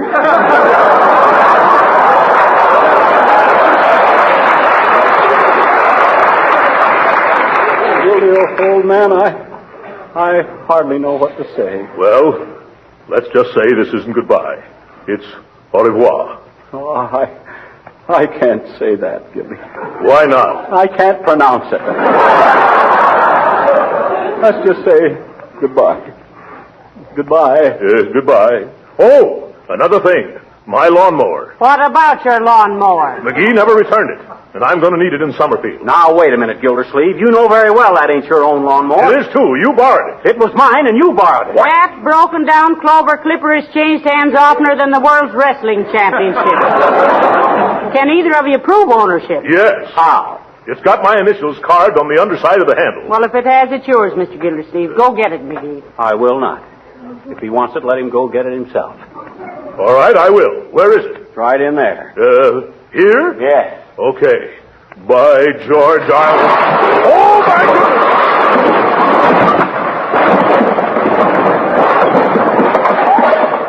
McGee, aren't you ever going to straighten out that closet?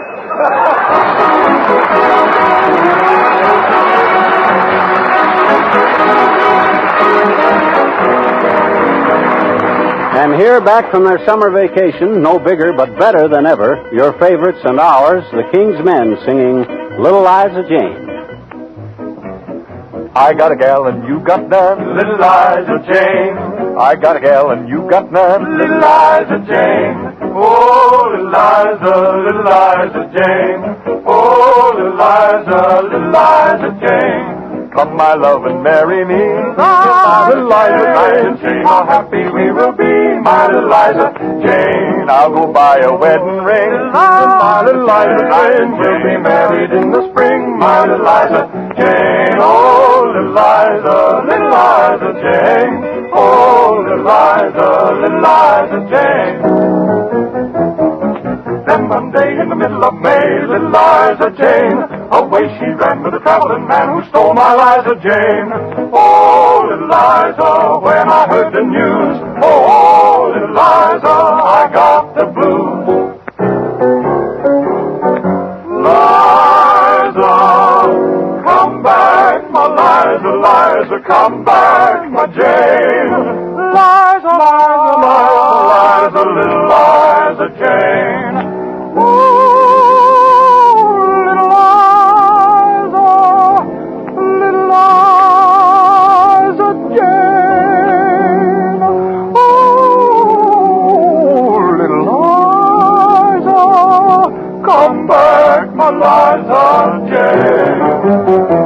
Had the blues so awful bad, I jumped aboard a train. Made up my mind I'd try to find my little Liza Jane. Away down south in Tennessee, I got off the train. Who was waiting there for me but little Liza Jane? Oh, little Liza Jane. Oh, little Liza Jane. Took my honey by the hand, got back on the train, stole her from that traveling man, sweet, sweet Liza. Now we live in Baltimore, me and Liza Jane. Lots of children round the door, just like Liza. Liza Jane. Liza, how I love my Liza Jane.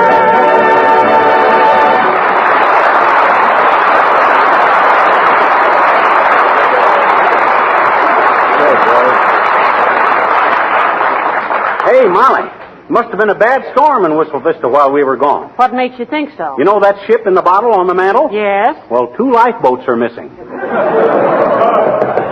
Hardly Come wish in. it. Well, if it ain't old Wallace Wimple. Hi, Wally, old man. Hello, folks. Come right in, Mr. Wimple. It's nice to see you again. Thank you, Mrs. McGee. I hope you had just a peachy vacation. Oh, we did, Wimple, we did. Swell trip. Went up to Alaska. Isn't that wonderful? Mm-hmm. I've been trying to persuade my wife to take a trip up there, too. Oh, you'd simply love it, Mr. Wimple. I know I would, Mrs. McGee, but she won't go unless I go along. I simply can't leave my business. What is your business, Wimple? I'm a poet. Oh, a poet, eh? Well, you ought to grow a beard, Wimple. Poets are more impressive with beards. I did once, but the people who buy my poetry didn't like it. Oh, to whom do you sell your poetry to? Burma Shave.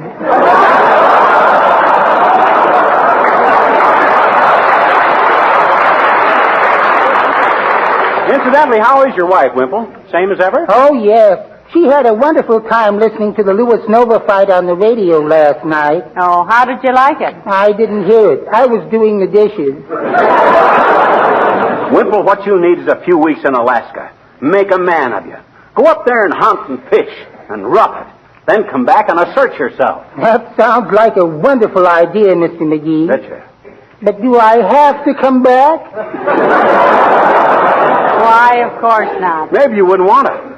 Boy, if you ever saw the first rays of the sun glinting on the icy waters of Ketchikan Creek. Oh, I'm sorry. There's my wife honking for me. Coming, dear. Goodbye now. So long, Roy.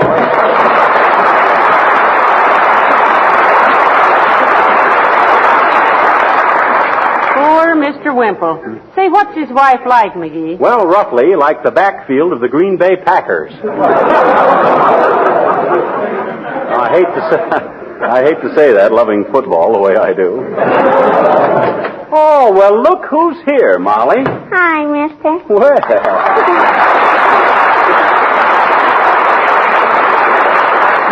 When'd you get back? When'd you? Oh, just a little while ago, sis. My, you've grown, haven't you? Your vacation must have agreed with you. How old are you now? I says, how old are you? I bet you can't guess, I bet you. 7? No. 6? Mm-mm. 5? No. 8? No. Oh, you must be more than 4. You're not 9, are you? No. Oh, well, then I give up. You didn't try 5.5. 5.5? No. Well, anyway, you're a little young to be getting coy about your age. What you been doing this summer, sis? Oh, I went to a Girl Scout camp, I bet you. I'm a brownie. Oh, you are, eh? Well, shake, sis. There's a touch of leprechaun in me, too. Gee, it was wonderful, mister. I learned first aid and how to give artificial respiration and everything. You did, eh? I said you did, eh? Did what? Learned how to give artificial respiration. I know it. Well, if you knew it, you must have had an interesting summer, sis. We had one, too, though. Went up to Alaska. Gee, did you? You betcha. Alaska's really marvelous. It's the thrill of a lifetime to be walking along on Ketchikan Creek with the first rays of the Arctic sun glinting on the icy waters and see a Eskimo trotting along behind his dog sled, cracking his whip in the air and hollering, mush, mush, mush. I'm hungry. Oh, go on.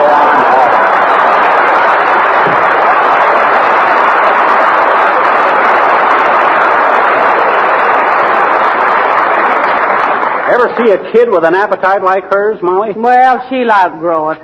All little girls are like that. Mm-hmm. They love menus when they're young, and they love used men when they're old. Now will you help me take down the curtain? I'll drag him down with my teeth after that one.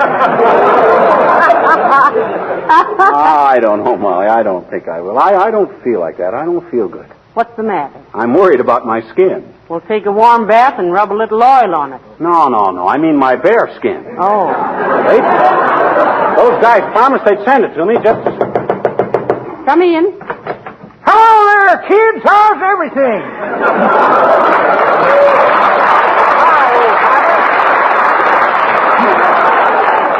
Did you have a nice summer, Mr. Sure did, daughter. Hey, Molly, watch his eyes pop out when he finds out where we've been. You know where we went this summer, old-timer? No, I don't, Johnny. Personally, I went up to Alaska. Alaska? Yep, wonderful country. Shot a bear, too. You shot a bear? Yep, one of the biggest bears ever shot in Alaska. Oh, sure. Never mind about me. Where'd you kids go? Well, remind us to lend you a lightning rod when you leave, Mr. Oldtimer. Why, daughter? You just stole our thunder.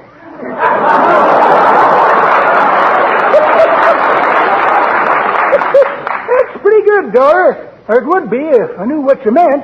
That ain't the way I heard it. Oh, sure. The way I heard it, one feller says, t'other feller says, this Joe Louis is a great fighter, all right. He's practically invisible. You mean invincible, says t'other feller. I do not, says first feller. I could see him as plain as I can see you. Well, I gotta be getting along, kids. Remind me sometime, tell you about Alaska. That's a great country.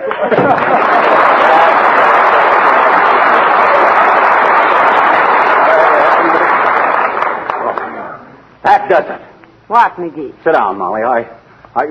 There's something I want to tell you. McGee, what is it? Don't look like that. You frighten me. Sit down, Molly. But what do you want to tell me, dearie? I want to tell you about my trip to Alaska. But I was right there with you, remember? I know, but I got to tell somebody or I'll bust. Oh. All right, dearie. Go ahead. Well, thanks. Well, sir, if you ever saw the first rays of the Arctic sun glinting on the icy waters of Ketchikan Creek... Heavenly days up the creek again.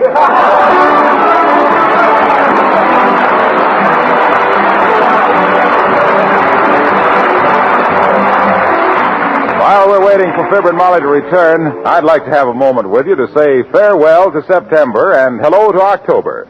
Where the months have gone, don't ask me. But what to do about that car of yours that needs an October beauty treatment, well, I can certainly answer that one. Make it sparkle and shine with Johnson's Car New, the sensational auto polish that both cleans and wax polishes in one application. Perhaps you'd like to know that during the past season, Car New has enjoyed the greatest sales increase of its history. More and more car owners have discovered how easily, how inexpensively they can clean and wax polish their cars this modern way. Car New saves time, Car New saves money. Where can you buy it? Ask your regular wax dealer, auto supply store, or service station for the one and only Johnson's Car New, spelled C-A-R-N-U.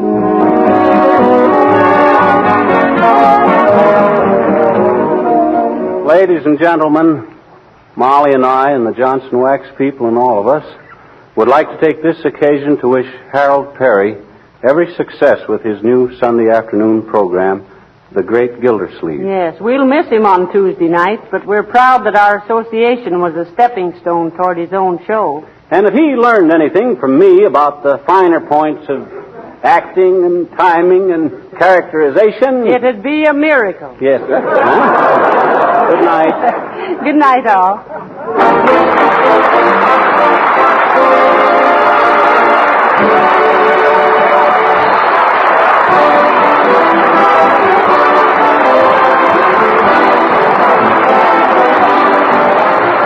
This is Harlow Wilcox, speaking for the makers of Johnson's Wax Finishes for home and industry, inviting you to be with us again next Tuesday night, and reminding you that America's first line of defense is you and your support.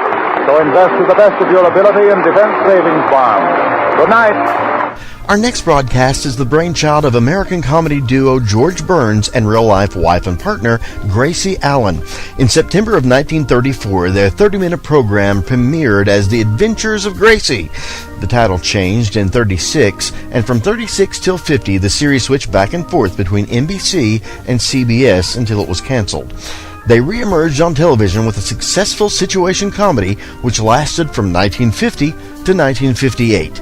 Ladies and gentlemen, we proudly present Burns and Allen on HOJO Radio. Well, hello. Come right in. Oh, George, we've got company.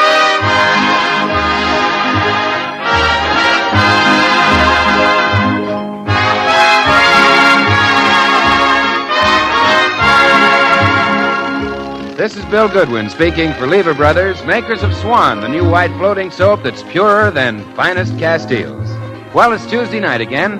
Time for another pleasant visit with George Burns and Gracie Allen, Jimmy Cash, Paul Whiteman and his music, and the Swan Tet, who open our show with Hitch Old Dobbin to the Shay again.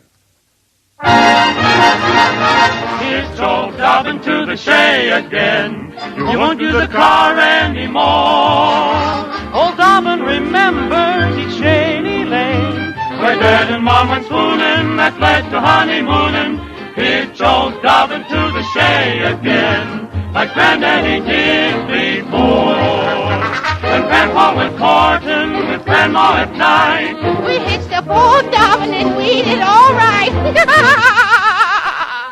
so hitch old Dobbin to the Shay again. You won't be using your car anymore.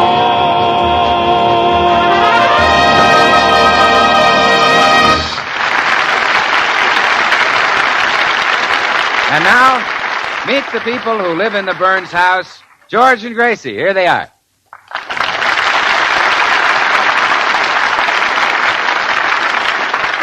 Well, spring is here, and like most other housewives, Gracie is in the attic of the Burns home, starting in on her spring cleaning. However, most other housewives would consider the feather duster she's using quite unusual, to say the least. Now, do you get the idea, Herman? Uh-huh.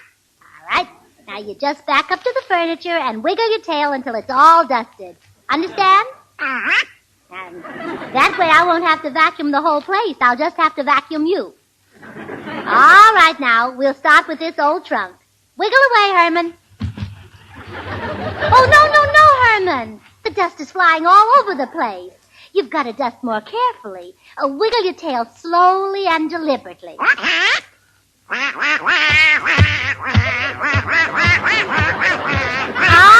Herman, that's enough. That's fine. Herman, you can stop now. It's all dusted. Herman, burn! Oh, you like to do that, huh? Stop it. It isn't dignified. How do you think Mama would look doing a thing like that?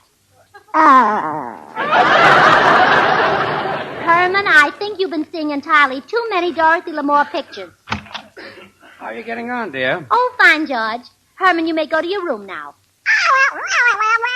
Go on, Herman.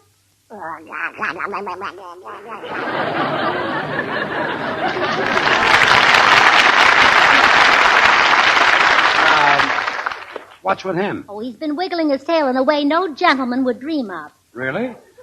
Well, he ought to be taught a lesson. Let's eat him. Oh, George. You shouldn't say that. Our little duck has been working his feathers to the bone. Oh, sure. Well, now that you're here, you can help me clean out this trunk. Gee, look at all this junk. What is it anyhow? Treasures from the garden of memory. Well, maybe we could weed the garden a little. Look, here's a big china doll. One you had when you were a kid, huh? No, that belonged to my brother Willie. Your brother Willie played with dolls? Oh, he wasn't a sissy, just bashful. He was afraid he wouldn't know what to do on a date with a girl, so he got a doll to practice with. Did it help him? No, not very much. On his first date with a girl, he turned her upside down to make her say mama.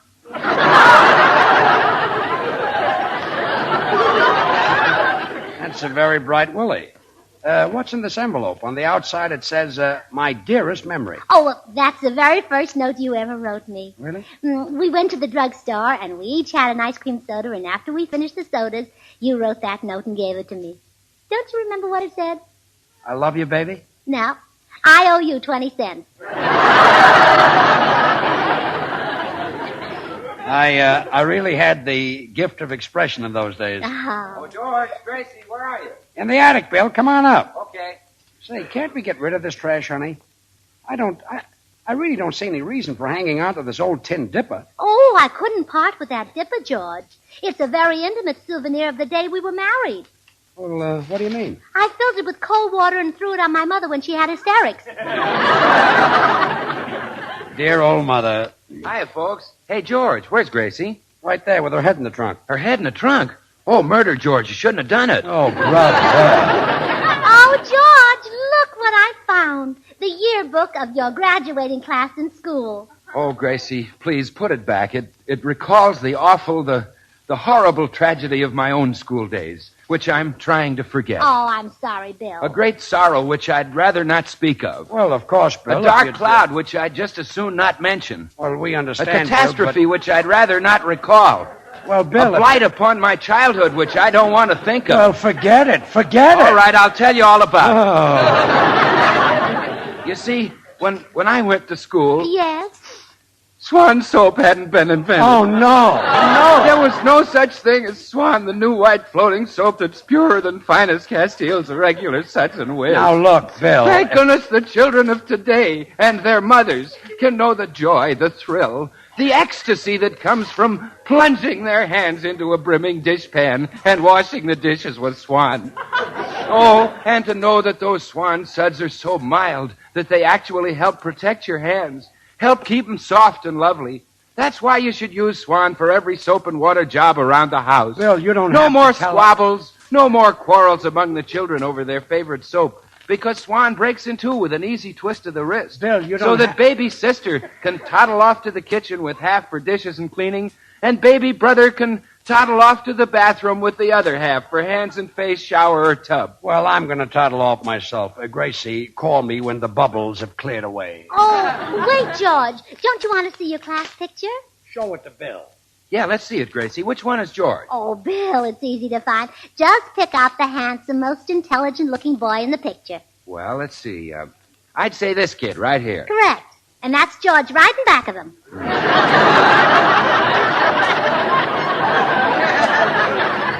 Should have recognized him. I think he's still wearing that suit. Let's see what they say about him, Gracie. They always do a paragraph on each boy in these school annuals. All right, now wait a minute and I find him. William Walsh, baseball team, 2 years.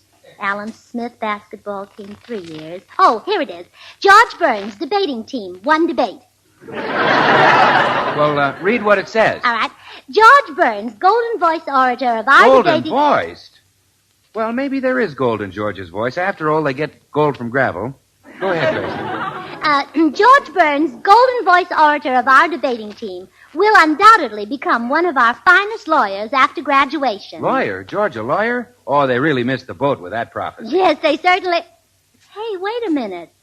Was it their mistake or mine? What do you mean? Well, George should have been a lawyer, and I talked him into going into show business with me. I've wrecked his career. Oh, yeah? You don't know where I can get mine wrecked like that, do you?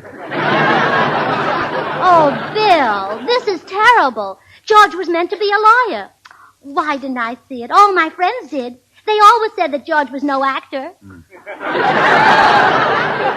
Well, I agree with that, but don't worry about his legal career. Don't worry about it. Why, Bill, look at the years George has wasted. Years when he should have been standing before a jury, dressed in his long black plaintiff, while he convicted client after client. But Gracie... Bill, my duty is clear. I launched George on his legal career today. This terrible mistake would never have happened if I listened to my father. Your father? Yes, he told me time and time again to take George into court.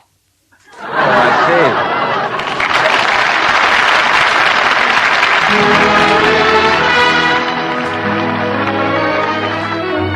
This is Paul Whiten. Here's a real winner. There's a harbor of dreamboats.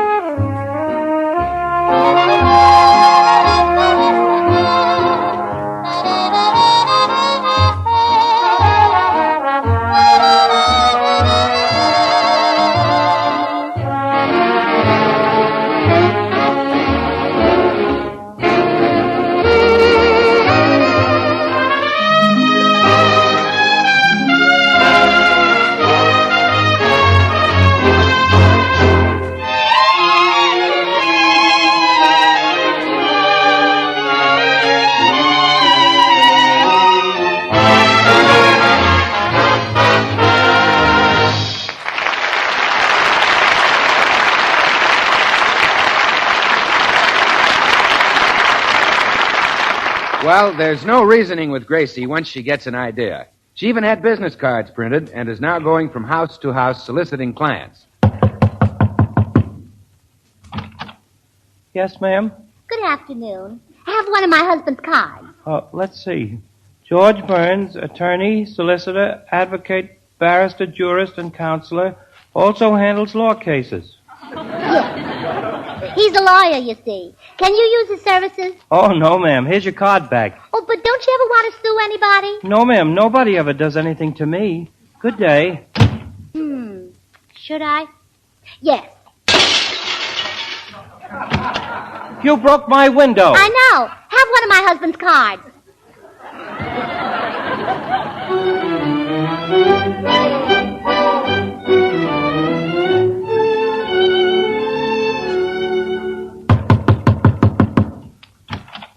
Yes? How do you do? Are you married? Yes? Would you like a divorce? No, I'm very happy. Oh, what a shame. Does your wife ever make you warm her side of the bed and then push you over on the cold side? Well, yes. Have one of my husband's cards.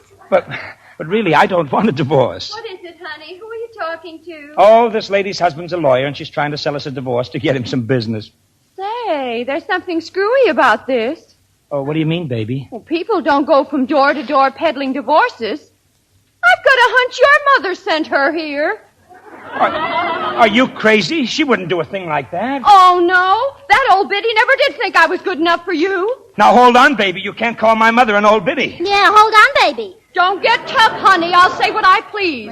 Don't get tough, honey. Why, you're not half the lady my mother is. Not even a quarter. Why, I'm worth 10 of her. 20 of her. Says you. Says him. Says me. Says her. Says you. Says me. Says both of you. You can pack them and get out of here. That suits me fine. My, isn't it lucky I happen to have my husband's cards with me?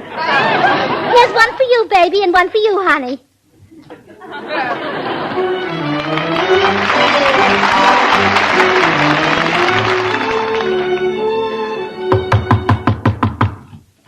Yes? You need a lawyer. Oh, no, I don't. Oh, yes, you do. There's a police summons on your car. It's parked in front of a fire plug. Oh, no, it isn't. I ought to know. I parked it there. What? Have one of my husband's cards.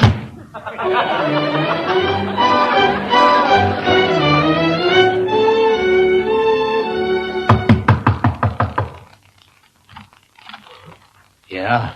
Good afternoon. Do you need a lawyer? I'll say I do. Come inside, quick.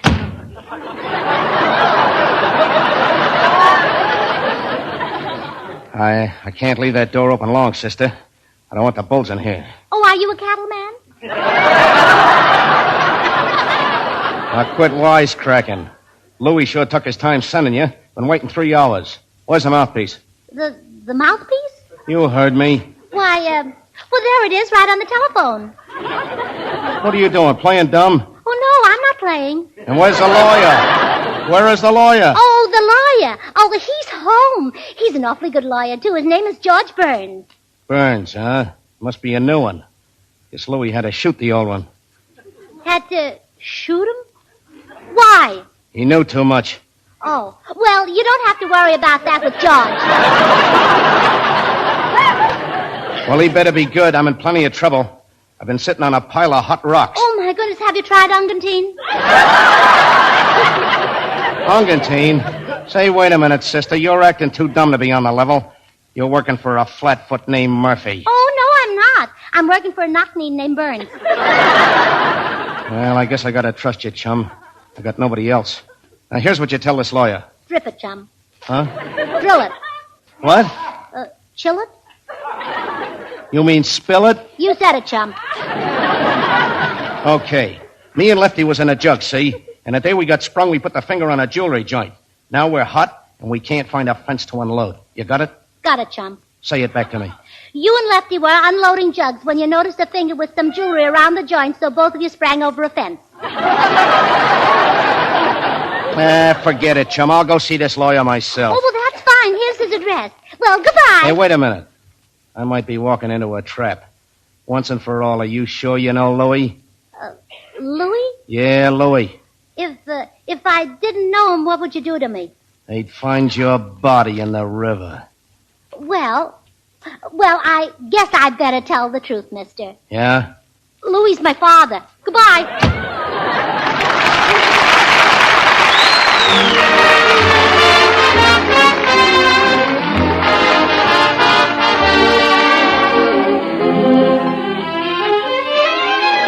And now Jimmy Cash singing, I Never Mention Your Name.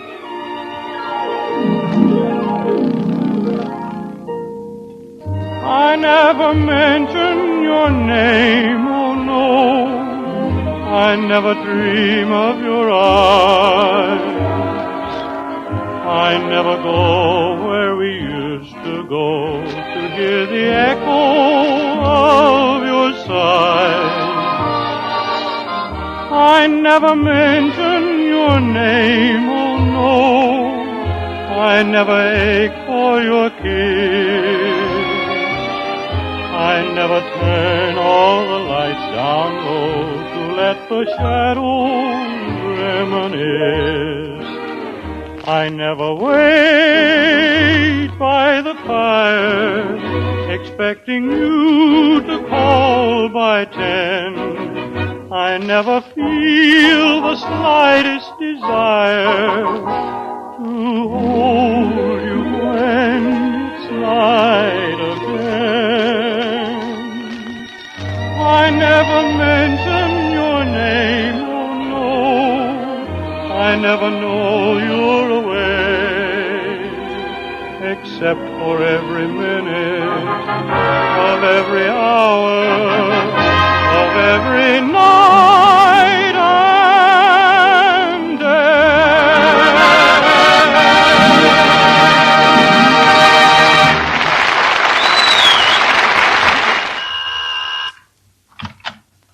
Yes? Your name Burns? Yes. Louis sent me. Louis? You mean Louis the butcher? That's a very good name for him. Louis the Butcher. Louis, you're getting a kick out of that. Yeah. Butchers are getting easier to please. Yeah. Hey, listen, chum. Louis and me got some stuff to unload, and I think you can help us. I like your looks, Burns. You do? Yeah. You look like you'd stoop to anything. Now, just a minute. You tell Louis he can keep his black market meat. Meat? I ain't got nothing that valuable. Just diamonds and rubies. Aren't you from Louis's meat market? Are you kidding? I'm from Louis the Weasel. Louis the Weasel? You mean the gangster? Yeah. Louis's daughter sent me to see you. But I don't know Louis's daughter. I've never... Oh, no? There's a picture on the piano. That's my wife. Wife? And your father-in-law must be the Weasel. The description fits my mother-in-law better. Now stop stalling. Now, look here. Oh, hello, dear. Oh, I'm glad you two got together. Gracie, who is this man? What's going on? Well, your legal career started, George. This man is a client. You're supposed to lift his bail or tote his barge or something. Now, wait a minute. I can't help him. I'm no lawyer. Why, George Burns, you are, too. Look, will you two make up your minds? The DA is waiting to pin a rep on me. Well, you run along and have your fitting and come back late. Goodbye, screwballs. That's the trouble with being a crook. You have to meet the public. Gracie. Yes, dear? Will you explain to me why I've suddenly become a lawyer? Well, it said so in your high school yearbook. In the class prophecy, it said that you would undoubtedly become a brilliant attorney. Gracie, I'm doing all right. I don't want to be a lawyer. But think of the money you'd make. Those big lawyers can charge anything. Look at Charles Evans Hughes and Francis Biddle. And look at Felix Frankfurter. Why, Frankfurter's in such demand that he had to be rationed. Yeah, they pay him off in red stamps. Come in. Hello. Well, here I am. Oh, hello. George, this is another client for you. I broke his window and he's going to sue me. You didn't? Yes, I did. But I don't want to sue anybody. I just want $10 for my window. Well, here's your $10, mister. Thank you, sir. Oh, wait. Don't settle for $10. Let my husband handle your case. He'll take me into court and sue me for every cent he's got. Oh, no. No, ma'am. It wouldn't be fair to sue you. I decided you and your husband must be crazy. On your way, mister. Yes, sir. Of course, if you're not crazy, I'll apologize. Out. And if you are, no hard feelings. Out. A fine mess you fixed up for me. Why, George, you love having a legal career. It's so dignified. You walk down the street in your cutaway coat and striped pants, and everybody will tip their hats and say, "Good morning, shyster." I don't want to be a lawyer. I never intended to be. Come in. There she is. There's the woman who broke up my home. Yeah, sue me. You bet I'll show you. I was so happy, and now Bertha's left me. Now, wait a minute. Maybe we could settle this out of court. Here, would $100 help? Yeah, thank you. But I'll never find another girl like Bertha. Oh, you miss your wife, huh? No. But when she left, she took my cook Bertha with her. I'll never find another girl like Bertha. Well, that's fine. $100 thrown out of the window. Well, dear, I thought a divorce case would be nice for you. Don't tempt me. Come in. Burns? How much? $50. Here. Thanks.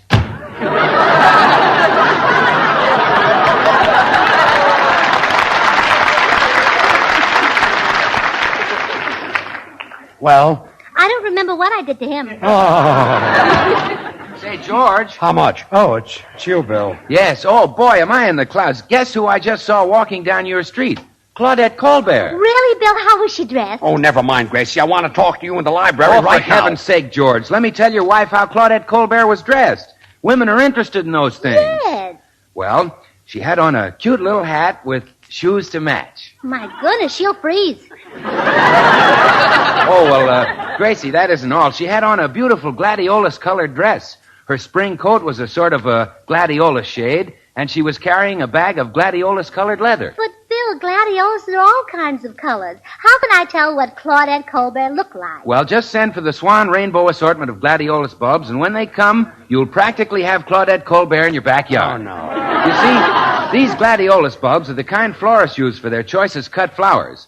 They'll produce long, sturdy stalks, gleaming foliage, and spike after spike of big satiny blooms, with as many as 16 flowers to each stem. Some of them as large as 4 inches across. That's fine, Bill, The but Swan people will send this wonderful assortment of 8 gladiolus bulbs, including a special feature bulb called the Swan White, to anyone who sends in a wrapper from any size bar of Swan soap along with 10 cents to Gracie Allen, Box 7, New York City. We know. Now, Gracie. Allen, Box 7, New York City.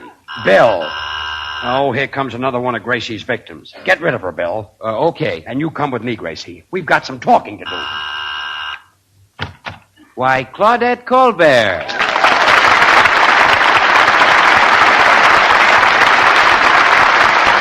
Are Mr. and Mrs. Burns at home? I want to talk to them about the $13 billion bond drive. Well, yes, they're in the library. Thank you. Come in. Hello, George and Gracie. I dropped in. I know. How much do you want? $13 billion. What? Well, honestly, Claudette, I don't think he has that much on him. I don't want it from him personally. I want to enlist your help in the second war loan drive. Oh. Well, how can we help? By passing on a message to the people you entertain. Remind them that it's nice to be entertained. Nice to be able to listen to what they please. Nice to think what they please. And to know that when the doorbell rings, it isn't the secret police. Nice to be free instead of slaves under a dictator. You bet it's nice. Tell them what France and Greece and Poland have learned. That defeat means torture, starvation, and death. Tell them that the second war loan needs $13 billion to start putting an end to the world's suffering. Yes, we'll tell them. And ask them how much they can give. Don't say, give till it hurts, because it hurts no one to invest in their future happiness and the future happiness of their children. Just ask them how much they can give to endow themselves with freedom forever. You can count on us, Claudette. Oh, we'll do everything we can. I know you will. Thank you, and goodbye.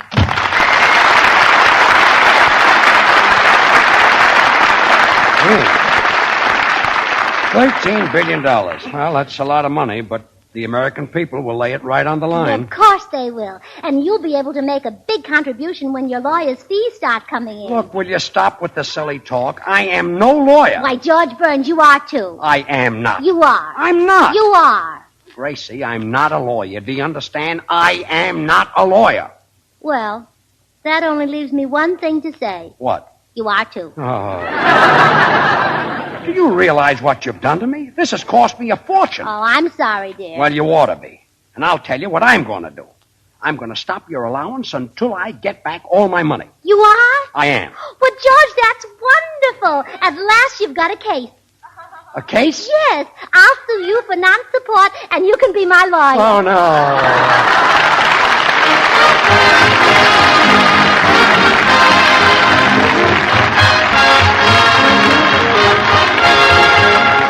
George and Gracie will be right back.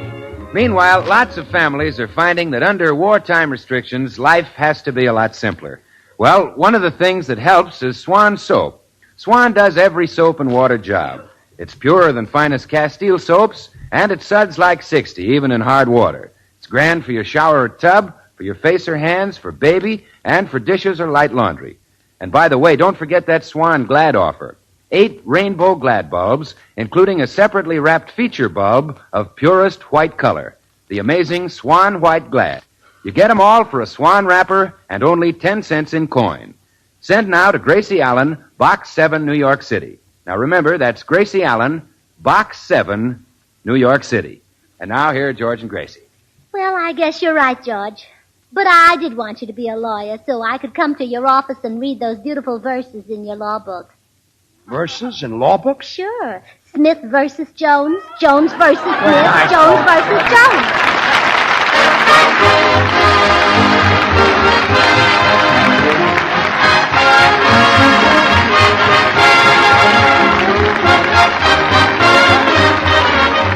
The makers of Swan, the new white floating soap, join George and Gracie in inviting you to tune in to your CBS station again next week, same time.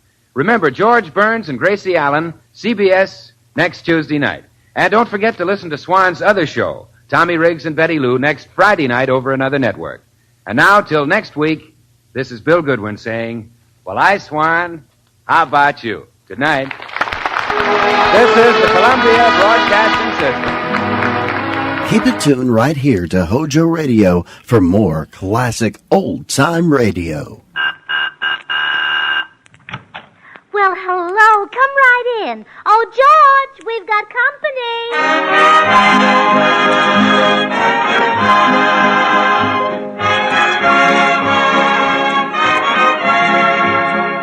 This is Bill Goodwin speaking for Lever Brothers, makers of Swan, the new white floating soap that's purer than finest Castiles.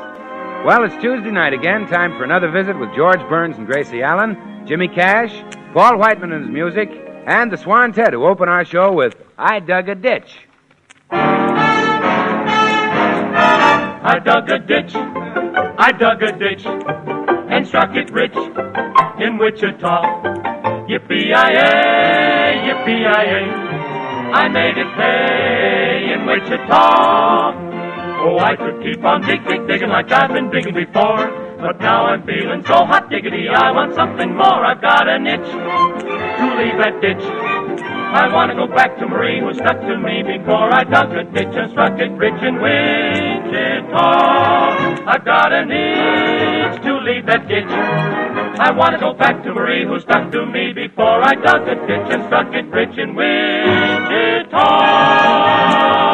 And now meet the people who live in the Burns house, George and Gracie. Here they are.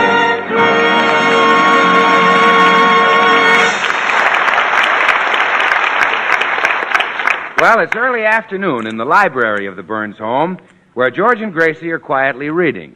Gracie finishes the last page of her book and puts it aside. Oh, George, that was beautiful. Huh? What'd you say? I said it was beautiful. Well, you can't buy it. You've got enough hats. Well, I'm not talking about hats. It's this book I just finished reading. I think it's the best thing ever written by Mary Roberts Rumpelmeyer. Mary Roberts Rumpelmeyer? That's right. Well, I never read any of her stuff. What she got on the ball? Everything. There just aren't any better books than Love in Latvia.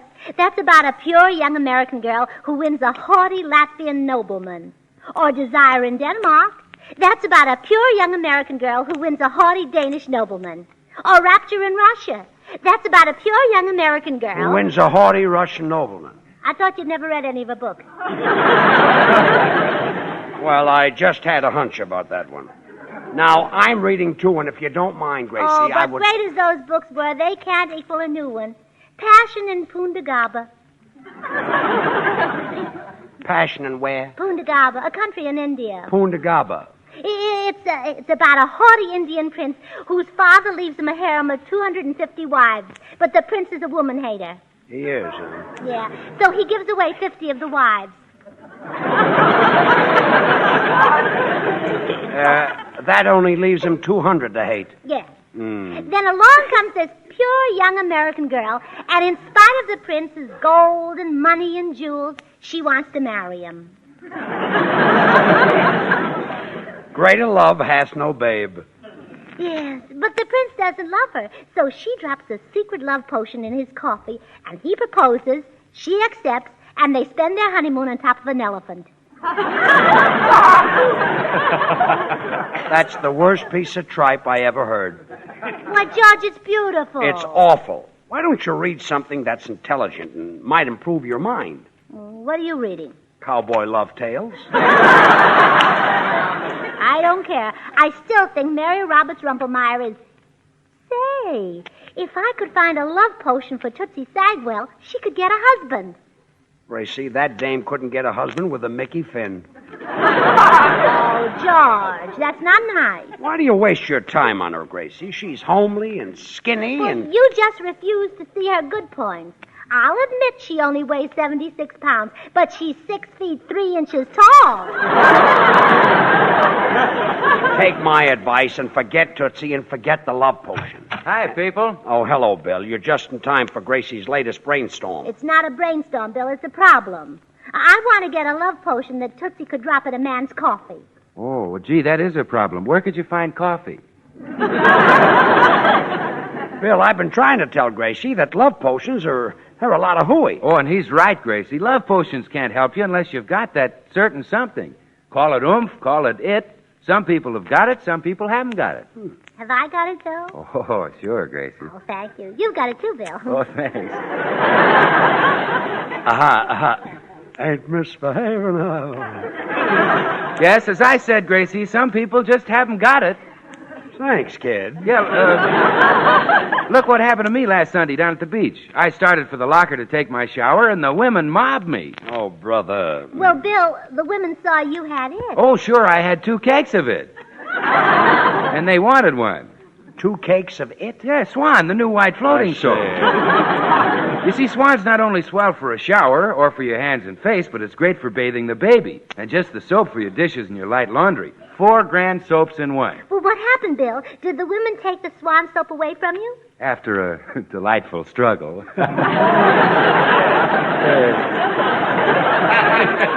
But there wasn't enough to go around even after I broke it in 2. One cute little redhead had to go home empty-handed. Aw. Well, not exactly empty-handed. She took me. Yes, so we would have had a lot of fun if her mother hadn't been home. Oh, her mother spoiled the fun, huh? Yeah, she washed the dishes. That's what I wanted to do. You know how wonderful Swan is for washing the dishes and for laundering fine things, Gracie. You know how fast all-purpose Swan gives you scads of suds. Suds that are so mild and baby gentle, they actually help keep your hands beautiful. Help keep them soft and lovely. Oh, my goodness, Bill. I'm going right out to the kitchen and see if I have plenty of Swan soap. I don't want to miss the fun of doing the dishes tonight. Enjoy yourself, dear. People can't say I don't show my wife a good time. Come in. Well, greetings, friend Burns, and you too, friend Goodwin. Well, the Pool Hall Hamlet. What's up, cue ball? I suppose you want to put the bite on me for a 5-spot, huh? Sir, do you take me for a common beggar? Do you dream that I would humble me pride to borrow $5 from you? And what do you want? $10. I thought so. Nothing doing, cue ball. Oh, gad, but you're a beast, sir. A beast. friend Goodwin. No use, cue ball. I'm a beast, too. Mr. Goodwin, would you let a mere $10 ruin our friendship? Well, not necessarily. I'd let almost anything ruin it. Oh, it isn't for myself that I need this paltry sum. Mr. Burns, it's for a little old lady that I know. It may be only $10 to you, but without it, I fear that this poor little old lady will do something desperate. You mean? Yes. She will eject me from her boarding house.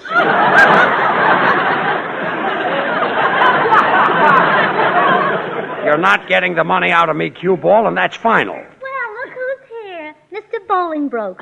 Why, my dear, dear Mrs. Burns, never have I seen you look so ravishing, so completely... Don't waste your time, cue ball. She's a beast, too. Why, George, that's not nice. But it saves you money. Come on, Bill, let's go down to the corner. I want to pick up a few cigars. Oh, so that's how you get them. So long, Gracie. Oh, goodbye, boys. Mr. Bolingbroke, you might be able to help me with a problem I've got. Do you know where I can get a love potion? A love potion? Gad, don't tell me your husband has forgotten upon which side his bread is buttered. Oh, no, it's not for me. Naturally, I've never had to use a love potion to attract men. You see, when I was a very small girl, I learned to wink with either eye. Valuable social grace. Yeah, and it was fun, too. But this love potion is for my girlfriend. Do you know where I could get one? Oh, my dear, love potions are merely a myth, created by the greedy to profit from the gullible. They are all utterly worthless. Oh, really? And I was going to pay as much as $10 for one. As I say, they are all utterly worthless, except the one I've got. Oh, have you got one? Oh, indeed I have, you fortunate creature. Given me by an oriental potentate.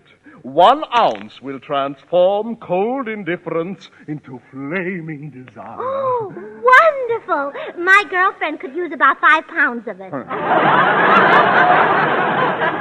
Splendid, splendid. You shall have it within the hour.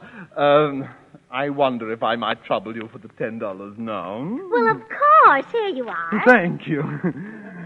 Lovely bit of engraving, isn't it? Well, I really can't thank you enough, Mr. Bolingbroke. You may not know it, but you saved a girl's life. Oh, that's quite all right, Mrs. Burns. You may not know it, but you've saved a man's home.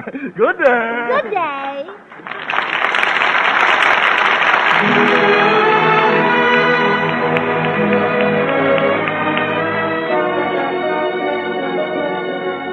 This is Paul Whiteman. Here's a really charming tune that looks like it's going places. It's called Poinciana.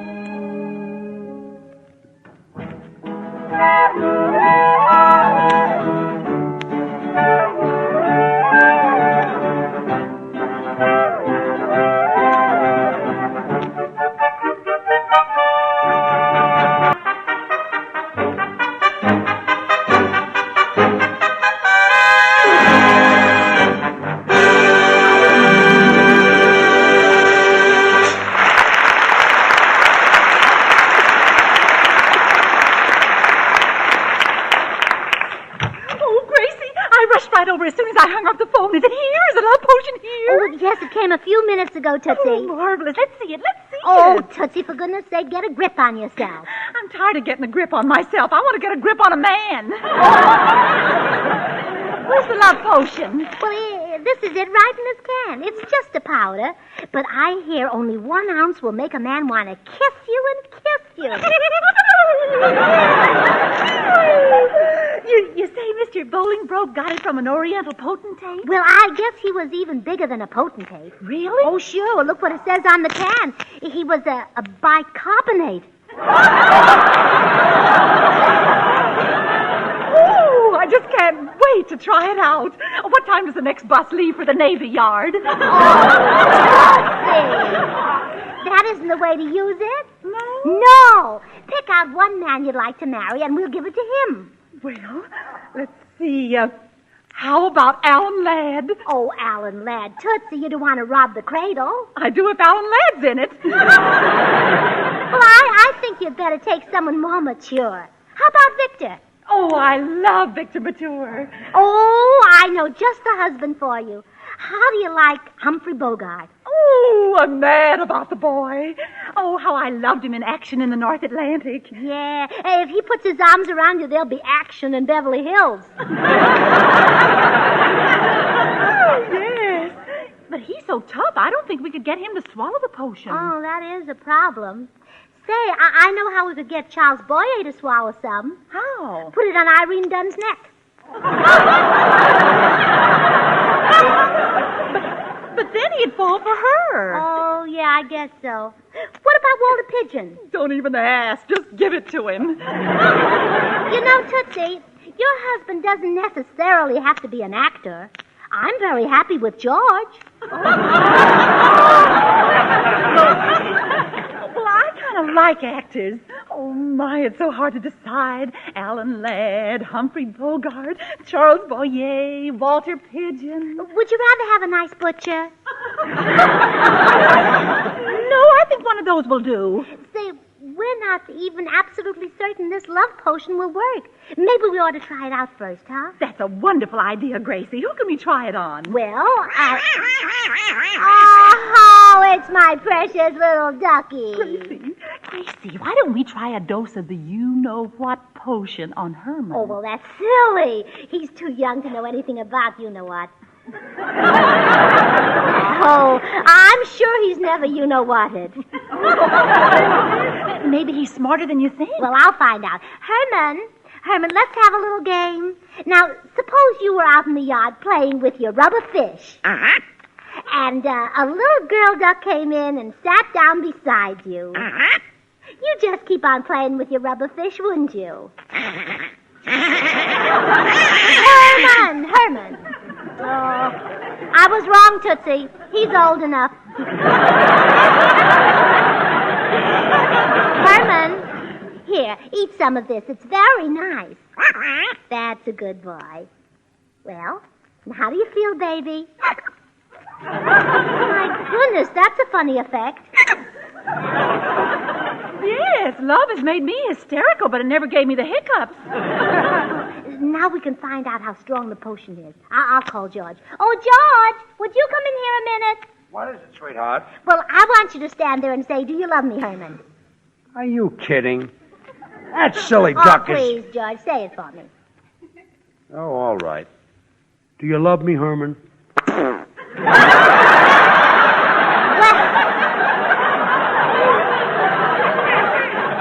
that's that. Run along, Herman. Yeah, run along before I kick you in the giblets. Go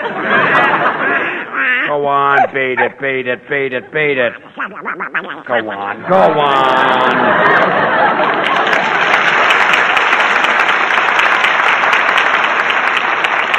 Well, dear, you can run along, too. Would you mind telling me what this was all about? Yes, I would. Goodbye, dear. This is the silliest house I've ever... Oh, well, the potion didn't work on Herman. It's lucky you don't want to marry a duck. Well, we just got to try it out on a man. Who in the world could we get? I'll go. Good afternoon, Mrs. Burns. Here's your mail. Oh, Tootsie, look! A man! Gee whiz, what's all the excitement? I realize Miss Sagwell isn't used to having a man around, but you, Mrs. Burns, you... Well, I guess you're not either. I'm fixing it for him, Gracie. Oh, good. Mr. Postman, we're going to give you a little drink. Oh, Mrs. Burns, I never touch the stuff. A stimulant is superfluous for a man with my pep and energy. Here it is, Gracie. Well, it's only a soft drink, Mr. Postman. Oh, well, in that case, happy days. Well, did you like it? Quite refreshing, Mrs. Burns. As a matter of fact, it tasted like... Pardon me. Soda. Well, it wasn't. That was a love potion. We're testing it on you to see if it works. On me? That's very amusing. What's so funny, Mr. Postman? A love potion won't work on me. Why? Because I'm already the world's most rapturous lover. Oh, Tootsie, we picked the wrong man. Yes. Well, thanks anyway, Mr. Postman. Oh, that's all right. Goodbye, Mrs. Burns. And remember, keep smiling.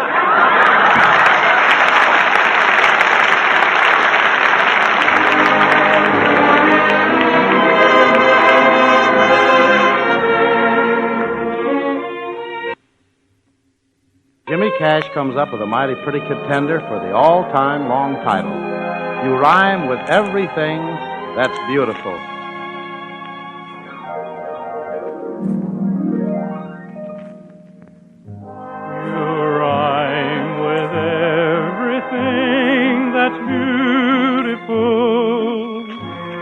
With angels and moonlight,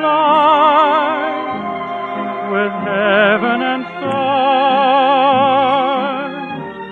with rainbow and roses and island guitars. You are a perfect rhyme with all these things.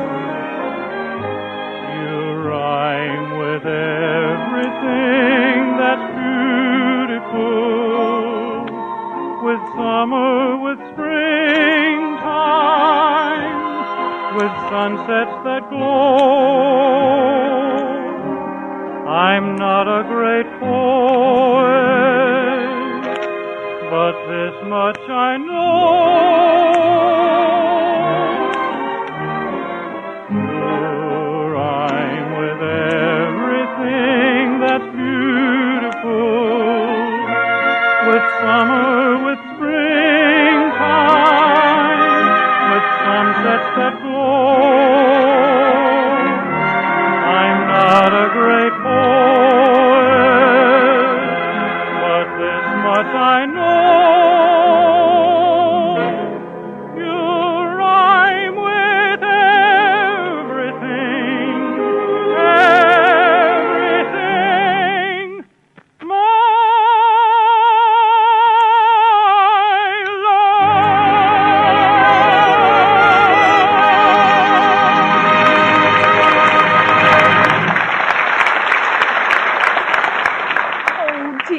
The love potion didn't work on the postman either. Gracie, I'm beginning to think maybe it's a fake. Oh, nonsense, Tootsie. It didn't work on the postman because he's already a great lover. Well, maybe we should try it on somebody who's just the opposite. That's it. I wonder if George is still home. But how will you get George to swallow it? Oh, well, I'll get him to take a drink of something and slip it into the drink when he isn't looking. Oh, Gracie, you're wonderful. You're even going to give your own husband a love potion for me. Well, to tell the truth, Tootsie, it isn't altogether for you. Oh, I see. Well, while you're trying it on George, I'll phone Bill Goodwin to come over. Bill Goodwin? Yes. If the love potion works and you and George start snuggling, I want to have somebody to fall back on.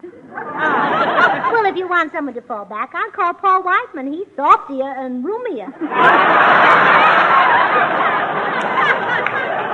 No, I'll call Bill. All right. And I'll get George to take a drink and then slip the love potion in it. Sweetheart. Yeah? Oh, you look hot. How about a nice glass of ice-cold water? No, thanks. Well, it would taste wonderful on a hot day like this. Cold drinks aren't good for you on a hot day. Oh. Well, how about a nice glass of hot water? Don't be silly. Would you like a glass of ginger ale? No. Root beer? No. 7-Up? Gracie, what are you up to? Coca-Cola. Have some? No, now don't bother me. A glass of milk, maybe. Look, I don't want to drink a glass of anything. Well, I could put it in a saucer and let you lap it up. Gracie, are you trying to talk me into something? No, I'm trying to talk something into you. Gracie, try to understand. I'm not thirsty. You're not? No, I'm not. Oh, George, picture yourself out on the desert. You've been walking for miles. The sun is blistering.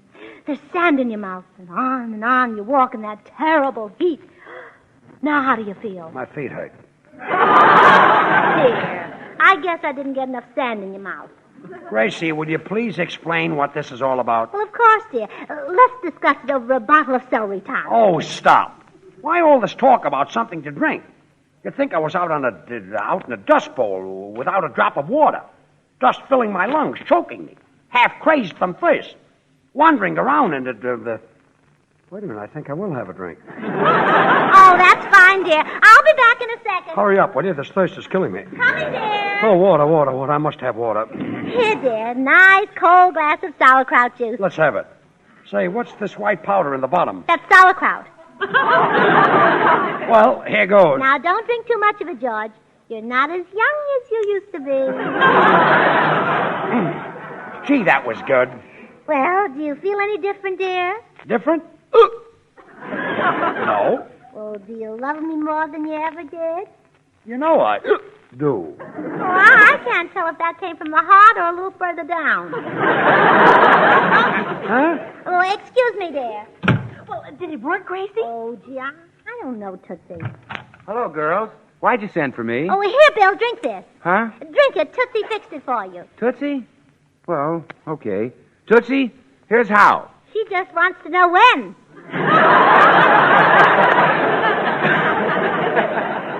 Ooh, that tasted like soda. Oh, that was a love potion. Love potion? Yeah. Oh, Tootsie, he drank it. Now he'll fall in love with you. Swan, the new white floating soap. That's 4 swell soaps in one. The soap for dishes or for light laundry. Tootsie, what are you doing? This time I'm helping the potion along. Swan, the wonderful baby soap, the perfect complexion soap. 4 soaps in one. Look, Tootsie. Bill's getting a wild look on his face. Tootsie, it's happened. I didn't think it was possible, but it's happened. What, Bill? What? I love Swan even more than I used to. Oh, I had to open my big mouth. Oh, Swan, it's so wonderful for bathing the baby. Swan is so mild and sudsy. Swan is purer than finest Castiles. Swan is so kind to a baby's tender skin. And because it's so mild and gentle, Swan's not only great for baby, it's great for anybody's hands and face, tub or shower. Bill, if you love Swan soap, you ought to love me. I can do anything Swan can do. Wash the dishes, bathe the baby. Say, I believe you're right, Tootsie. And I know you'd break in two with a twist of the wrist. Yeah. And she's long enough so you could put half of her in the bathroom and half in the kitchen. Yeah. So I'll slip into a cool green wrapper and let's get married. Gee, I believe the love potion really is working. Yeah, Tootsie, let's get married. You mean it, Bill? Sure, right away. Get the preacher, get the license. Hurry up, stop! What happened? It wore off. Goodbye.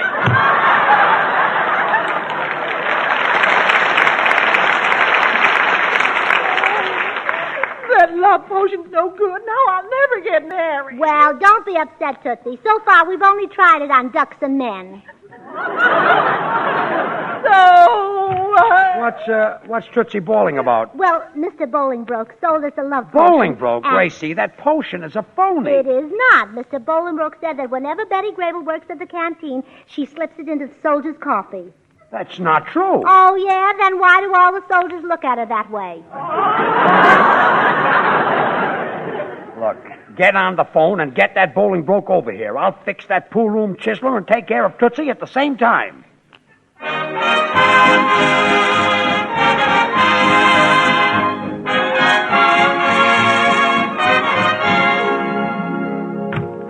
You wish to see me, friend Burns? Yes, I do, Cue Ball. I mixed you a drink of that phony love potion you sold my wife. And if it doesn't work, you go to jail. Jail? Yes. Drink it. Why, of course, certainly. Well, bottoms up. Oh, look, George, he has a secret method. Before he drinks it, he blows the foam off the top. Yes, it's an old Oriental trick. Well, that was delicious. Yes, and it's working. It's working. I love you, Burns. Well, goodbye. Come back here. Come back here. Look, Cue Ball. It's not me. There's a girl in the next room I want you to be in love with. And remember, no love and you go to jail. Sir, the potion never fails. Come forth, girl of my dreams. Come forth and nestle within me eager arms. Here I am. Mr. Burns? Yes? You may summon the cops.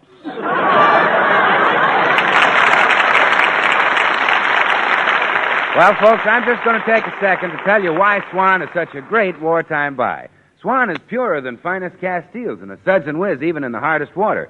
That's why it's really 4 great soaps in one. Grand soap for your bath and complexion, for baby's bath, for light laundry, and to help protect your hands when you do the dishes.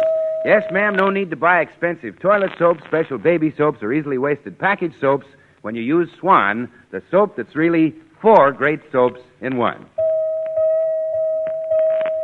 The makers of Swan, the new white floating soap, join George and Gracie in inviting you to tune in to your CBS station again next week, same time. Remember, George Burns and Gracie Allen, CBS next Tuesday night. Don't forget to listen to Swan's other show, Tommy Riggs and Betty Lou, next Friday night over another network. And now till next week, this is Bill Goodwin saying, well, I, Swan, how about you? Good night. This is the Columbia Broadcasting System. Thanks for listening to HOJO Radio. We'll be back again very soon.